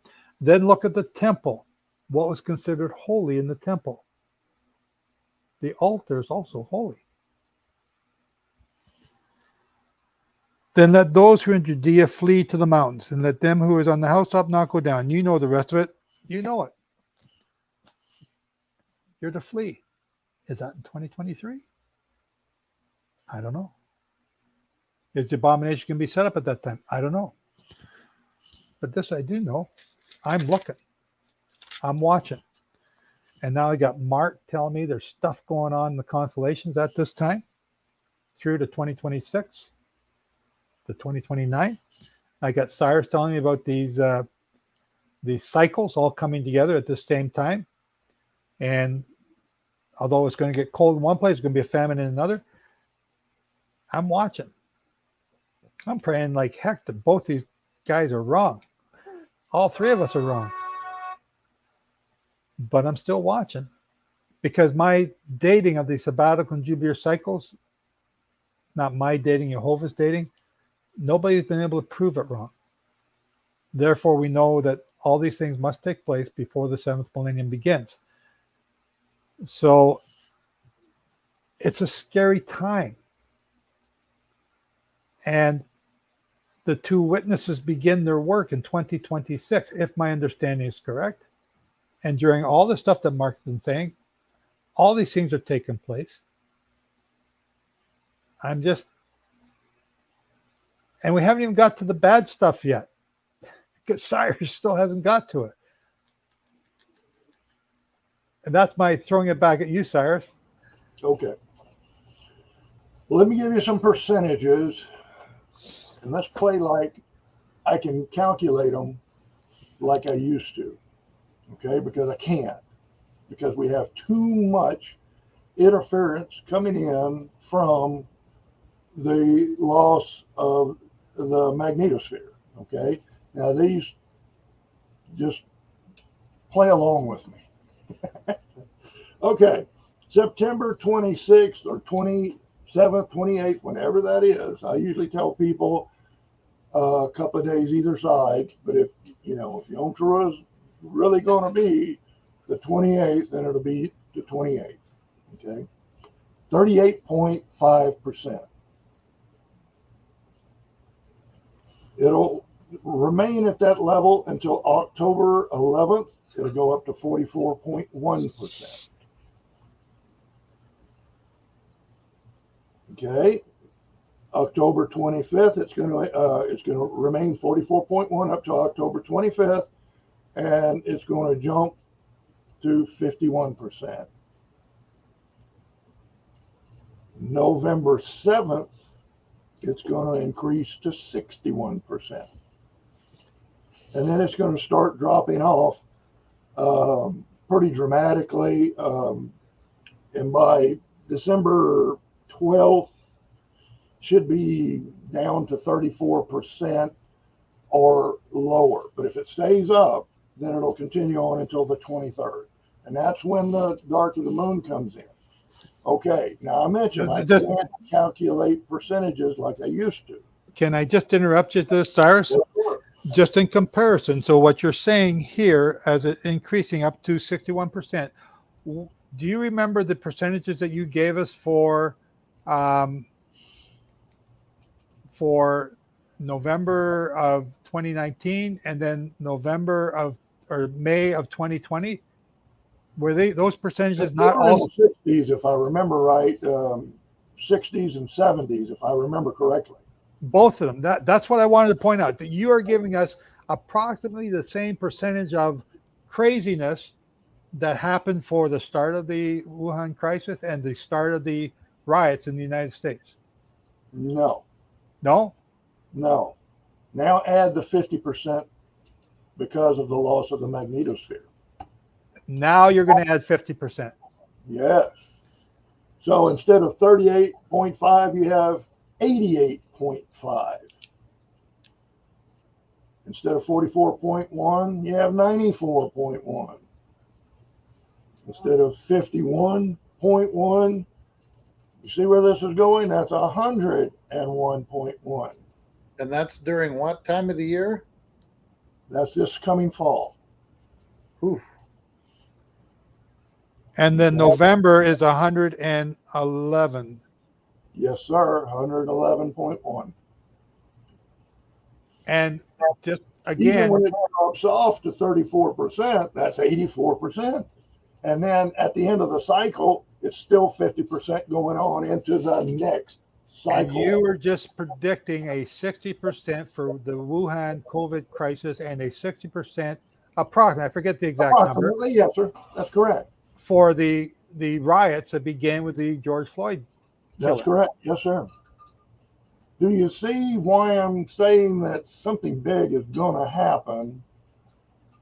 Because it's going to get bad in July and August, okay? That's just because of July and August being under the domination of the dog star. Okay, that happens every year.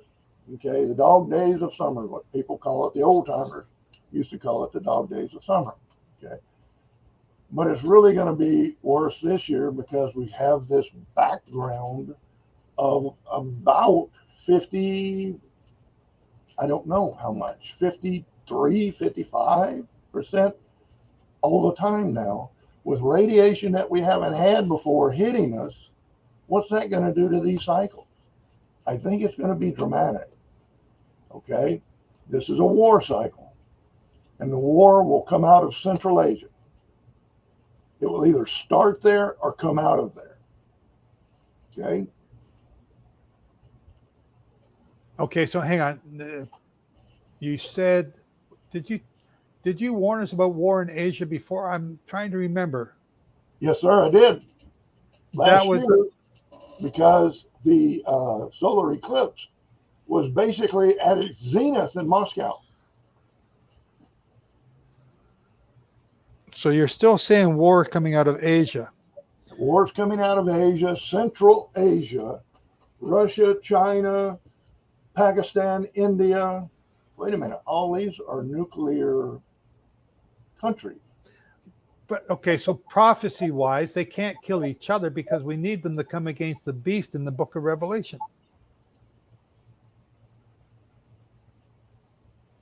Right? The nations from the east come against the beast They're power. going to kill each other. Pardon me? They're not going to kill each other. They've already formed a new Trans-Asian Union.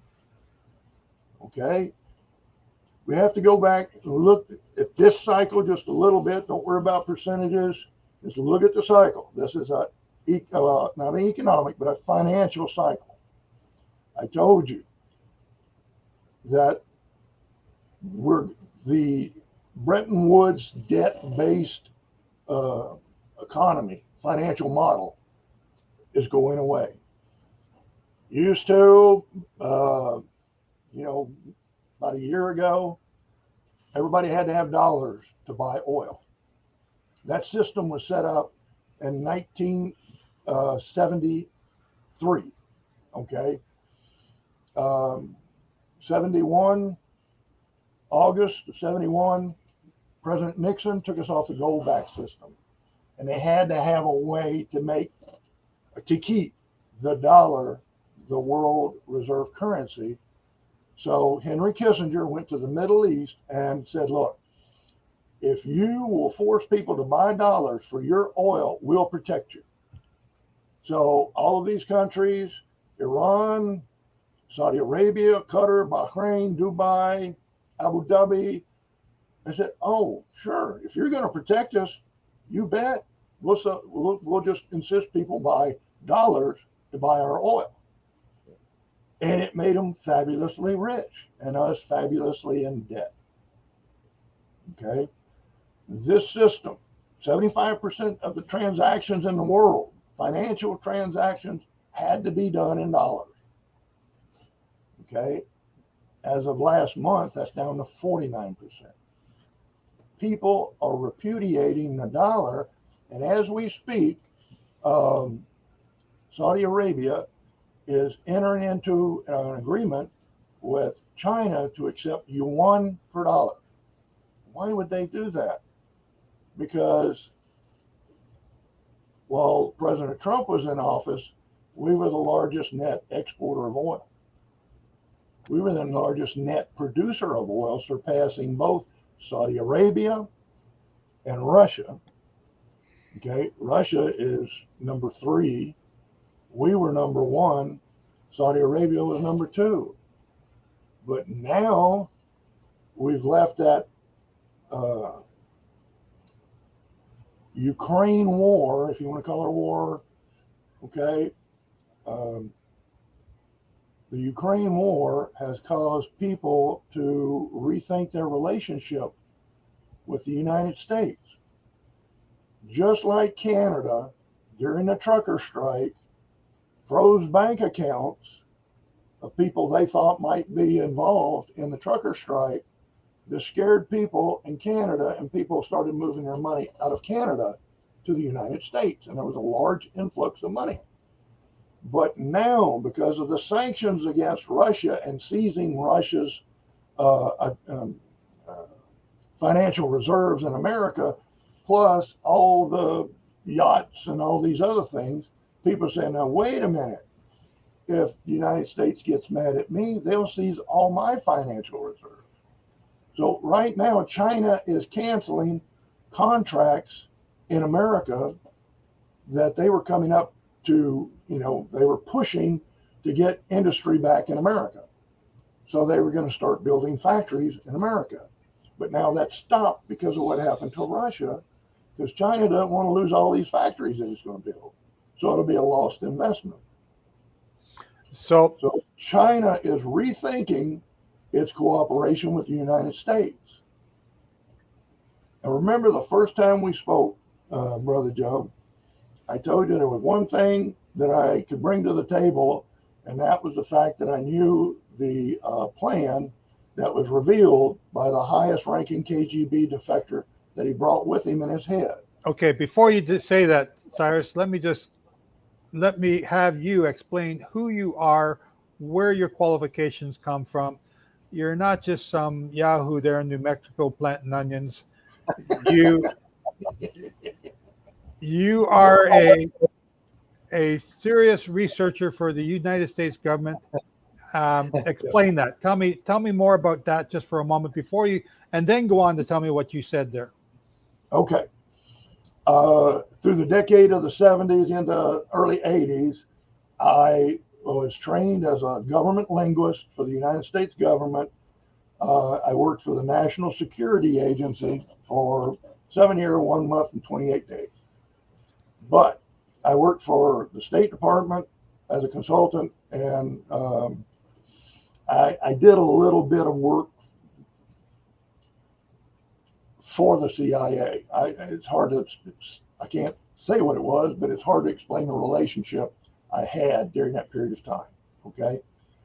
After that, I went into business on my own. I have a bachelor's in agriculture, a master's in history, a PhD in theology, and a doctor of divinity. Okay. I love to study. I was trained to speak 5 languages and numerous dialects. Okay. So I did have at one time, I had mastered 12 dialects of Arabic. Okay. So I speak, or did. Okay. You got to remember, this is almost 50 years ago. Spoke Arabic, I spoke Vietnamese, Spanish. Let's see. Okay, Oh, but so, but this research has led you to understand the geopolitical situation going on in the world. Yes, sir. Okay, so now explain what you wrote to me and shared with me before I interrupted you. The highest ranking KGB defector, Colonel Stanislav Lunev, brought the plan to us when he defected. The plan is that the Soviet Union would fake a collapse. And then Russia and China would form a union, and they would come together sometime after 2020 and invade the United States and give Canada, Russia, Alaska, and Canada, and then give United States to China because they need food for their 1.4 billion people. Okay, they're not going to damage the farmland. They need it too bad. They may use tactical nukes, but they were not going to damage the farmland. And Colonel Lunev said after they defeat the United States and split everything up, then Russia's going to attack China. Okay. That was the plan in 1977, I believe it was, 76 or 77. So we see China making some scary maneuvers in the China Sea, South China Sea, and it looks like they're going to take Taiwan. Okay? They might. But what if they could take Taiwan without firing a shot? Wouldn't that be better? They wouldn't lose anybody because they didn't go to war with Taiwan, and they're not going to have to use ships and airplanes. How would they do that? By attacking the United States. With the United States either defeated or engaged in a battle for its existence. Nobody's protecting Taiwan. They can circle the country with ships and let the people starve to death. And then they can go in and take over, and everything's still intact. They won't have to rebuild it. Okay. Now, I do believe they're going to attack Japan because there's big payback.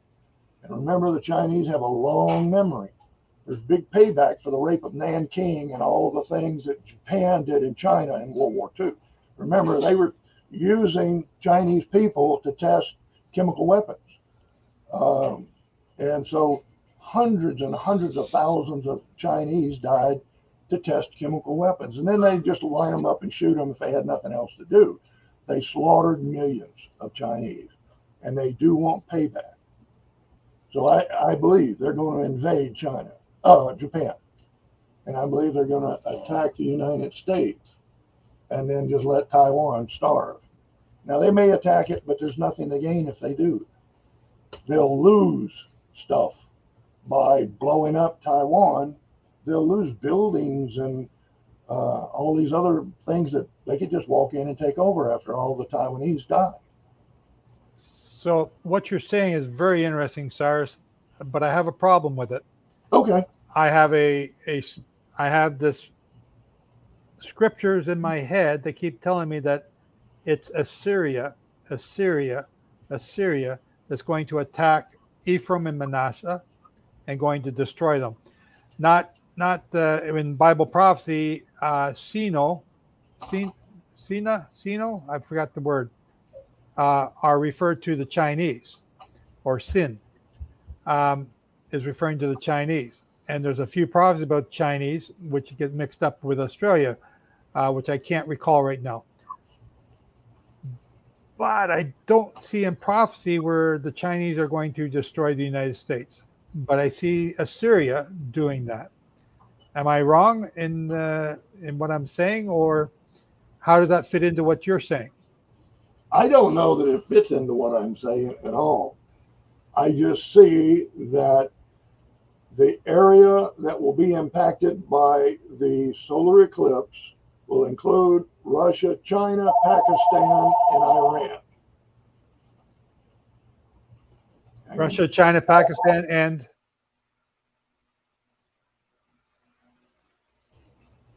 Russia, China, Pakistan, and India. India. Okay. Russia, China, Pakistan, they're all nuclear powered. And they have, now, remember, China's and India have come close to war several times. Okay. The Pakistanis, shoot artillery into India just for practice. They hate each other. Okay. But suppose you could get them to get rid of all these old rivalries and come together in a league, which is the Trans-Asian Union, which just met last week, Pan-Asian Union, and I believe Sergei Lavrov was there. Vladimir Putin spoke by Zoom or something, and he's calling for peace, lay down all these old hostilities, and come together and form an Asian League much more powerful than the West. Yes, Mark. I was just going to say, you were talking about the oil treaty went in effect in 1973. It's interesting that 2022 is 49 years from that date, another cycle. That's very interesting. Yeah. Actually, yeah, and last year was the 50th anniversary of being taking us off the gold standard. Okay. So we're in that gap between 71 and 73. We're in that same gap between 2021 and 2023. So I'm anticipating that if the war doesn't start in and around November of 2022, then we're going to go into 2023 with a war. okay, left over from this cycle. Now let me go back to last year. We were talking about Russia and Ukraine. All right. Yep. Russia had a specific goal, and they had to have freezing temperatures in order to invade the Ukraine. But they had abnormally warm weather, and they didn't have the freezing temperatures. And it's got to be really, really cold because they had their troops positioned in Belarus, which is north of Ukraine, and then they had their troops and warships to the east of Ukraine. But they wanted a three-prong attack, and the bulk of that 100,000 troops up there in Belarus couldn't cross a humongous swamp right on the border of Belarus and Ukraine until the water froze. And they didn't get that freezing of the water until late January and into February. And once they got it, they could invade. That's what delayed it. I don't know why he waited till my birthday, but he waited till February 24th to invade. And it wasn't anything that he could do about it. Yah was in charge of the weather. Okay. So they had to wait till that swamp froze, which normally it would have froze, in December or November. Now, okay, if you going back to what Brother Joe was talking about earlier, I sent you all was it a link, or I know I sent you a notice saying on this day, I think it was November 27th, somewhere around in there, watch the stock market, especially the NASDAQ. Okay. Because I've been going through, some notes and looking. And I thought, oh, I didn't mention that. And from that day, it actually had a plateau for a few days. And then since then, it's now come down 30%. Okay. Brother Joe says, I don't think it's over with. It's not. Wait till the Dow hits about 5,000. Then it'll be over with. Yeah. Financially, for sure. And we could see that happen starting, who knows, September 6, 26, 27, 28. I'm watching September 26th. Okay. So there's a forecaster, cycle forecaster by the name of Gerald Celente, and he always has this one saying: when all else fails, they take you to war. So I'm expecting the economy to get worse and worse. Now, what you're going to get a jump. You're going to get a rally. Okay. Here's where it was before in November. It was way up here. Okay. Now you'll get a rally and it'll come in and it'll go up and then it'll go down to a lower low and it'll come back to a lower high and then go back down to a much lower low and come back up to a much lower high. Okay, you're going to get up and down in the stock market because people are in the market and, they think I'll buy the dip. And when it goes up, I'll make a fortune. And then they don't realize it's going to make another low. And so people will be wiped out. And it could start in September, October, November, December. And somewhere in there, somebody's going to poke the bear one too many times, and the bear's going to take his claws and scratch. Okay.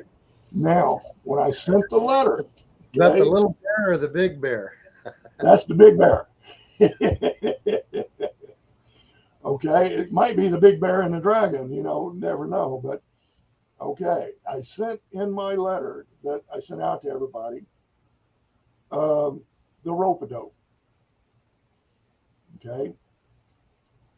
And that's what's going on in Ukraine right now. Putin is playing Muhammad Ali. He sent in his oldest tanks and his most inexperienced troops. And United States, not just the United States, Germany, Denmark, Britain, all these countries are just flooding ammunition into Ukraine. And there's even some videos of Russian troops with our Stinger and Javelin and Harpoon missiles because they're capturing all of this stuff. In fact, their foreign minister said, sent a letter to the Secretary of State and said, would you all please quit sending all this stuff? We don't have enough troops to carry all of it, because they're taking it from the Ukrainians. Here's the thing. The Undersecretary of Defense, it's a lady, I can't remember her name, came out a few weeks ago and said, look, we're getting dangerously low of Stinger, Javelin, and Harpoon missiles. Okay, the people who made those missiles, which was Raytheon, if I remember right, they don't have that tooling anymore, so they'll have to make the tooling to make the missiles. But that's not the bad news. The bad news is all the electronic parts are sitting at the port in China. Okay, so while Putin is using his oldest tanks and equipment and most inexperienced troops, we're giving them our most advanced weapons we have to shoot at them. Okay, and this is just like Muhammad Ali sitting there like this, leaned up against those ropes while George Foreman proceeds to beat on him for, I think it was 6 rounds. He hit him 975 times.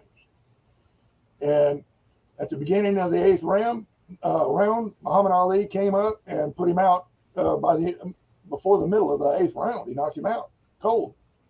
And first time he had ever been knocked out. This is what's happening to us. Ali, Putin, George Foreman, Biden. He's expending everything we've got trying to stop Putin in Ukraine. This was the most preventable war there ever was. I could have prevented it. You guys could have prevented it. This was very preventable. But they insisted on going to war and pushing Zelensky to start this war. And all we're doing is wasting our best equipment, our best weapons. And now, because China is locked down, I wonder why they're locked down. If China's locked down, we can't even get the stuff to make replacement parts to build more missiles for 2 to 4 years.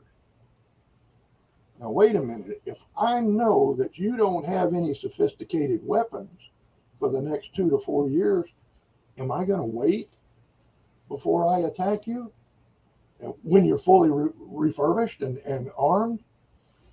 I think not. I mean, we have an it that was born a man, says he's a woman. It was a vice admiral, and now I think some kind of undersecretary of something. And our army doesn't even know which bathroom to go to, and we're out of weapons. How long is this war going to take? Not long. Okay? We don't even have enough jet fuel for our jets because we shut off the XL pipeline, and we were going to get all this oil coming down from Canada, come down here to the Gulf Coast and be refined down here.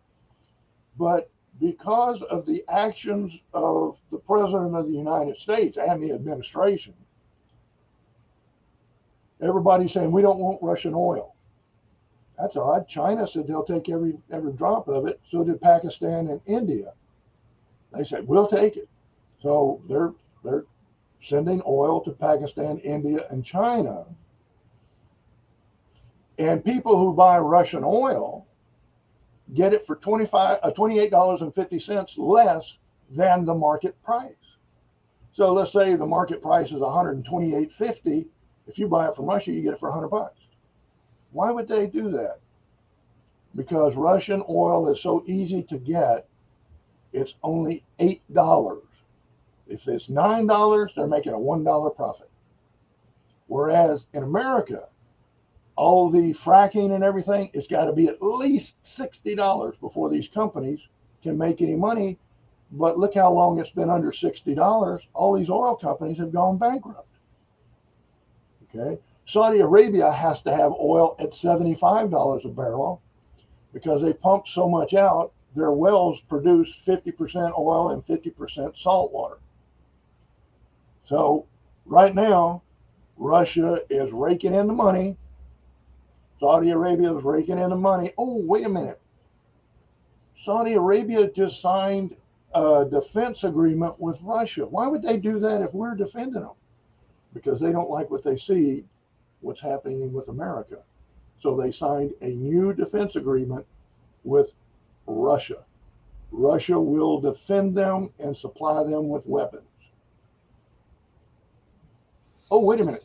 They signed an agreement like that with Iran. Why would they do that? Okay. Oh, they signed an agreement with India. Why would they do that? People are getting tired of America being a bully because they're realizing America's not a bully anymore. When the skinniest kid in class jumps on the bully and beats him up, then everybody says, oh, I could beat him up if he can. So all of a sudden now people are looking at us with new eyes, and those eyes are telling them, we can win this war. What happened this past week? Russia said if a target in Russia is hit with an American weapon, we'll take out the power centers in the West, political power centers in the West. Well, wait a minute. That would be like London. That would be like Washington, D.C., places like that. I don't know if you saw that Ukraine wanted Harpoon missiles. So they came to America, and basically America said, we don't have any. We need missile launcher too. We'd have to take one off our ship, one of our ships, to give to you. So Denmark said, I'll give you missiles and launcher, one launcher, and missiles. We didn't have any to give. We're out, except for those on our ships. Okay, we didn't even have a launcher to give them. We're running out of ammunition. And just like the crazy movie, Robin Williams is shooting at the guy behind a tree and filling the tree full of holes. And he runs out of bullets and he says, wait, Mr. Killerman, let me go to the house and get some more ammunition and I'll be right back. They're not going to wait for us to get more ammunition. They're going to attack during this 2 to 4 year window, which we're coming up on very rapidly this fall. You hear everybody saying, well, it's a perfect storm to have a famine. It's a perfect storm. Supply chain, this is a perfect storm for war. Russia and China now know our weakness. And believe me, these guys are going to take advantage of it. And go back to Stanislav Lunev, who in 1970 said the Soviet Union is going to fake a destruction, but it's going to come back up once it rebuilds its army and navy. Hey, they got things we don't. They have hypersonic missiles. We did a test on one last month. They're still in the testing phase here. They have a submarine. Well, no, it's not actually a submarine. It is a torpedo, nuclear powered, that just sits out there wherever, goes wherever they program it and send it. And the purpose of this torpedo is when it explodes, it throws a tidal wave over the coast. And if you've ever been in Washington, D.C., you know Washington is not very far from the coast. If you look, there's a young man who's going through what I call the cemetery, but it's the seminary up in Dallas. He has a website called Monkey Works. And he's saying, gee, I wonder why these sub hunters are going back and forth all the time off the East Coast. That's because they're sitting out there. Something is sitting out there. That's why those P3s and P8s are flying back and forth, so they can keep an eye on what's out there. And it's building up. I'm looking at it from many different angles. But what's the best time to attack your opponent? When they're at their weakest. When will that be? It would definitely be after a market collapse. This little bug's driving me crazy. So you've just had us all silent for the last I noticed 15, that. 20 minutes, and I'm just saying, because Well, everything you're saying, Cyrus, is fitting into, what I just read about the Daniel prophecy and the abomination, and then you're told to flee after that. It's fitting in with what Mark is saying mhm. about the constellations, and now I see why you're just sort of flipping out, freaking out. I gotta talk to these guys. I get it, and now I'm kind of in stunned shock because If I I'm on the wall, I've got to yell. Okay, if I'm a watchman on the wall, I've got to sound the alarm. yes, And, you know, we've been doing that, and nobody's listening, and then we fall into this sort of state of what I accuse other people of doing, of just playing religion, thinking, okay, this is a nice book to read, but okay, what are we going to do tomorrow, right? yeah. Um, it's been 2,000 years and nothing's really happened. There's been a lot happen, you just didn't see it. And now we're at that time when the seals are removed and the end of this age. Again, ladies and gentlemen, I won't share my screen. You go back and watch on the video.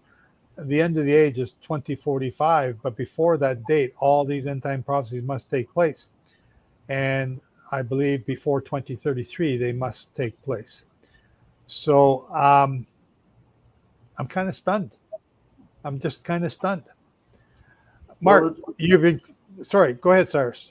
I was going to say, it's like I told you. Wouldn't you like to have had someone come to you and you're a passenger on the Titanic and they say, put on a life jacket and get in a boat because the Titanic's going to sink? Oh, no, it's unsinkable. God himself couldn't sink this ship. Well, he did with a piece of ice. All right. But wouldn't you have appreciated somebody walking up to you and tapping you on the shoulder and say, hey, I'm sorry, I hate to bother you, but prepare for a disaster. Get your family together, put your life preserver on, and get into a lifeboat before it happens. And that's what I'm trying to do is tell people, look, get ready for a hard time, really hard time. And if they don't come, then you're still ready. But they're coming. They just may not happen in November. They may not happen in September. They may happen in 2023 because of this persistence that is just carrying cycle into cycle into cycle. And so it's coming. It just may not be in November. I believe it will, and I may be wrong, but I believe that we better be prepared. Spiritually, mentally, physically, we need to be prepared. The only thing that's going to save us is being prepared spiritually. Spiritually, that's correct. So, Mark, you've been dead quiet. You got anything you want to say to this or what? Like you said, sobering information. I did want to say, Brother Cyrus, pretty much all that you covered here, is this the stuff that you did on the Zoom that we couldn't connect to? Yes, sir. Okay, good. All right. I will still try to get that to you. Yeah. So, okay, so hey, I got to say this here, ladies and gentlemen, just so you know, this super researcher, geopolitical analysis and deciphering codes couldn't figure out how to get the Zoom meeting on to send to us. So that's an inside joke that we wanted to share. I do things right here. So anyway, I have all this right here because I could never find it in a computer. I'm kind of stunned again. It's sobering information, and I think hopefully maybe you can come up with some ideas of, I know people are probably thinking, well, where's the best place to be here in the U.S.? Where do we need to go? Obviously, preparation, like we've been saying, spiritually and with food and water and stuff like that. But I'm wondering, with this cold coming, you said this ice bridge is already formed. That means the cold is moving down. It's going to be moving down to us with the drought happening, as you say, in the Southwest. Everybody's going to be wanting to move. You don't want to be up in Minnesota as it gets colder. I mean, this is going to exactly. First thing, and this is just me, okay. First thing, get out of the city. When I believe as we get into July and August, you'll see that you don't want to be in the city. I think people are going to lose it in the city, and you may have burnings like that took place with Black Lives Matter and Antifa and all this stuff. Well, there's a prophecy. There's a prophecy, Cyrus says, I will send the plague and famine to the city, and I will send the sword to the country. Yes. So I believe that, the Rust Belt area of the United States, Ohio and Indiana, and, maybe even Michigan. But from there down will be your bet. You want to be in a southern latitude. I know there's a lot of people moving to Tennessee. In fact, we had a lot of folks leave here in Normandy and go to Tennessee. So people are moving to Tennessee. Well, that's a good state to move to.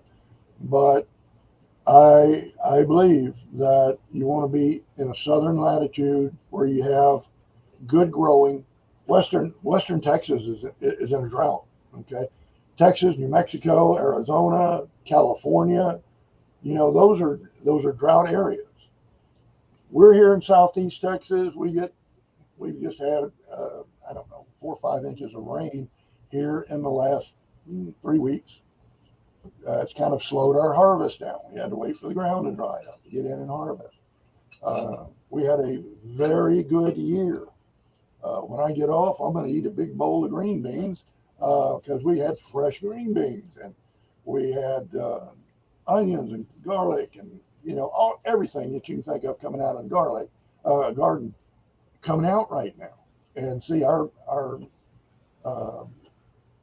garden is usually done by the 4th of July because it's just too hot for things to grow. This week, it's going to be 100 degrees almost every day. Over 100, 103, 104, 105. And then there's also the heat index on top of that. So this is coming quickly because we're not prepared. Okay? We're not prepared as a nation. We're not prepared as a people. Okay? People are just going to keep going on, doing the same thing they've always done. As in the days of Noah, so will it be with the coming of the Son of Man. So this is going on. And people just don't care.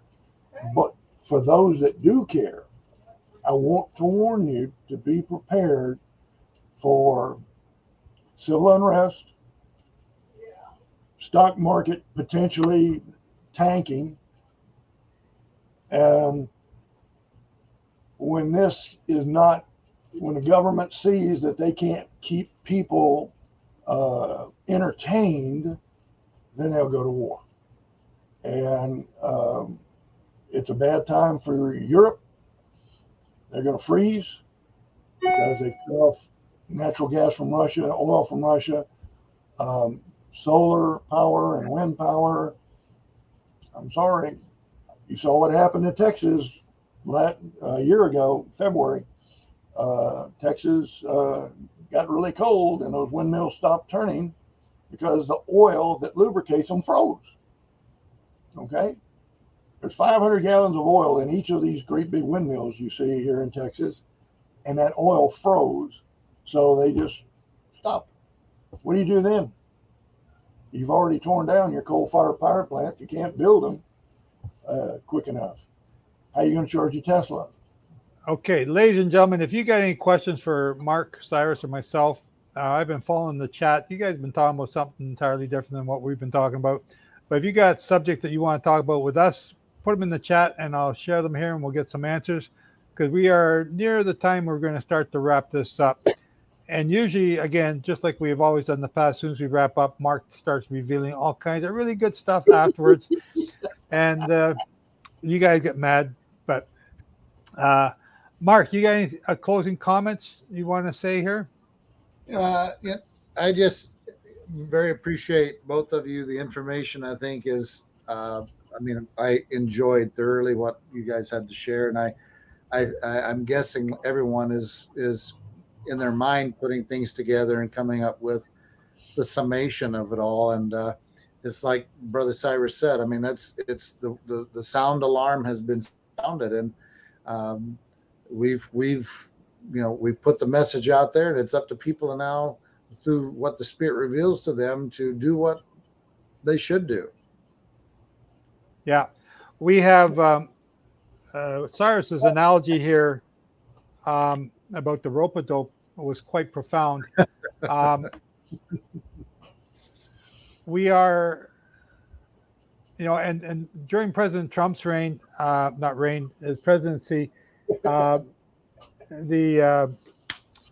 goes my brain. The things that he did to these other nations that didn't cooperate, these tariffs. Thank you, tariffs. They were used really quickly and really fast and without much thought, I thought, and that led to these other nations trying to get off the dollar for the oil. But the war with Ukraine really sped that up, and now we have Russians selling oil in rubles, and the dollar being threatened to find another currency for oil. I did not know about the Pan-Asian Union. I will be looking that up afterwards and checking that out. 13 countries have applied for membership here in the last month. Right before this last meeting, in Kazakhstan, I think, who is also a member, which is rich in oil. 13 more countries have applied for membership, and even Saudi Arabia has applied for membership in this union. Well, when you said Saudi Arabia before, I thought, wow, okay, now that's a big player there. You've been asking for the websites of each of these gentlemen. Codgerville.wordpress.com is Cyrus's. The only thing about Cyrus's website is he doesn't update it weekly. He updates it from time to time. So that's where his latest newsletter is there. And Mark Webb's website is livingmessiah.com. Correct, Mark? You haven't changed anything? Yes. Yep, that's it. And there's also on B'nai Yosef some videos that he's done in the past. They are in my last newsletter. My website is sedmoon.com.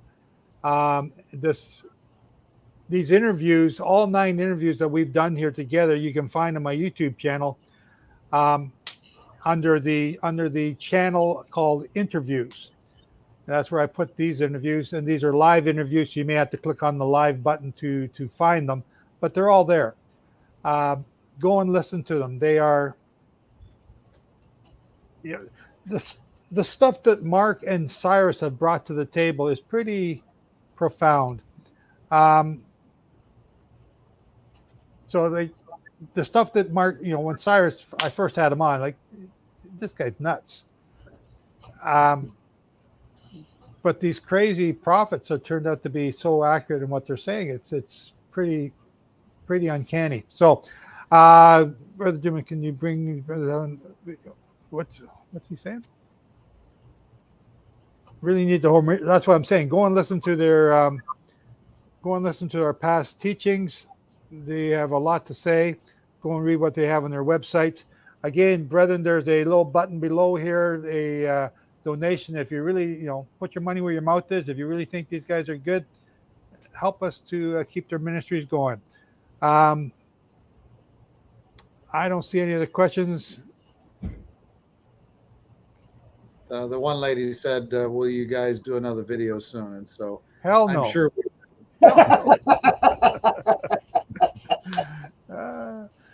No, you know what? I hope it's a lot sooner than the biggest, a lot sooner than 11 months. Because we've been trying to get together since about February, January, February. I went away for a month into the Middle East, uh, March and April. Then I had stuff to do with family here in May. Um, Mark, hard to get to nail down because he's busy with his ministry and teachings and Cyrus is going around, the sky's falling. And, he's telling us these things and trying to get together has been tough. So, and on top of that, we've all got 3 different holy day schedules that we're following. Yeah. And that again adds more, so this fall will be 3 different schedules and we want to keep our holy days and again, it's just hard. It's just hard. So I appreciate all of y'all coming here to meet with us and to share what you have concerning these things. Again, once again, my head hurts, and they're just waiting to be hit that end the meeting button so they can tell me all this other stuff.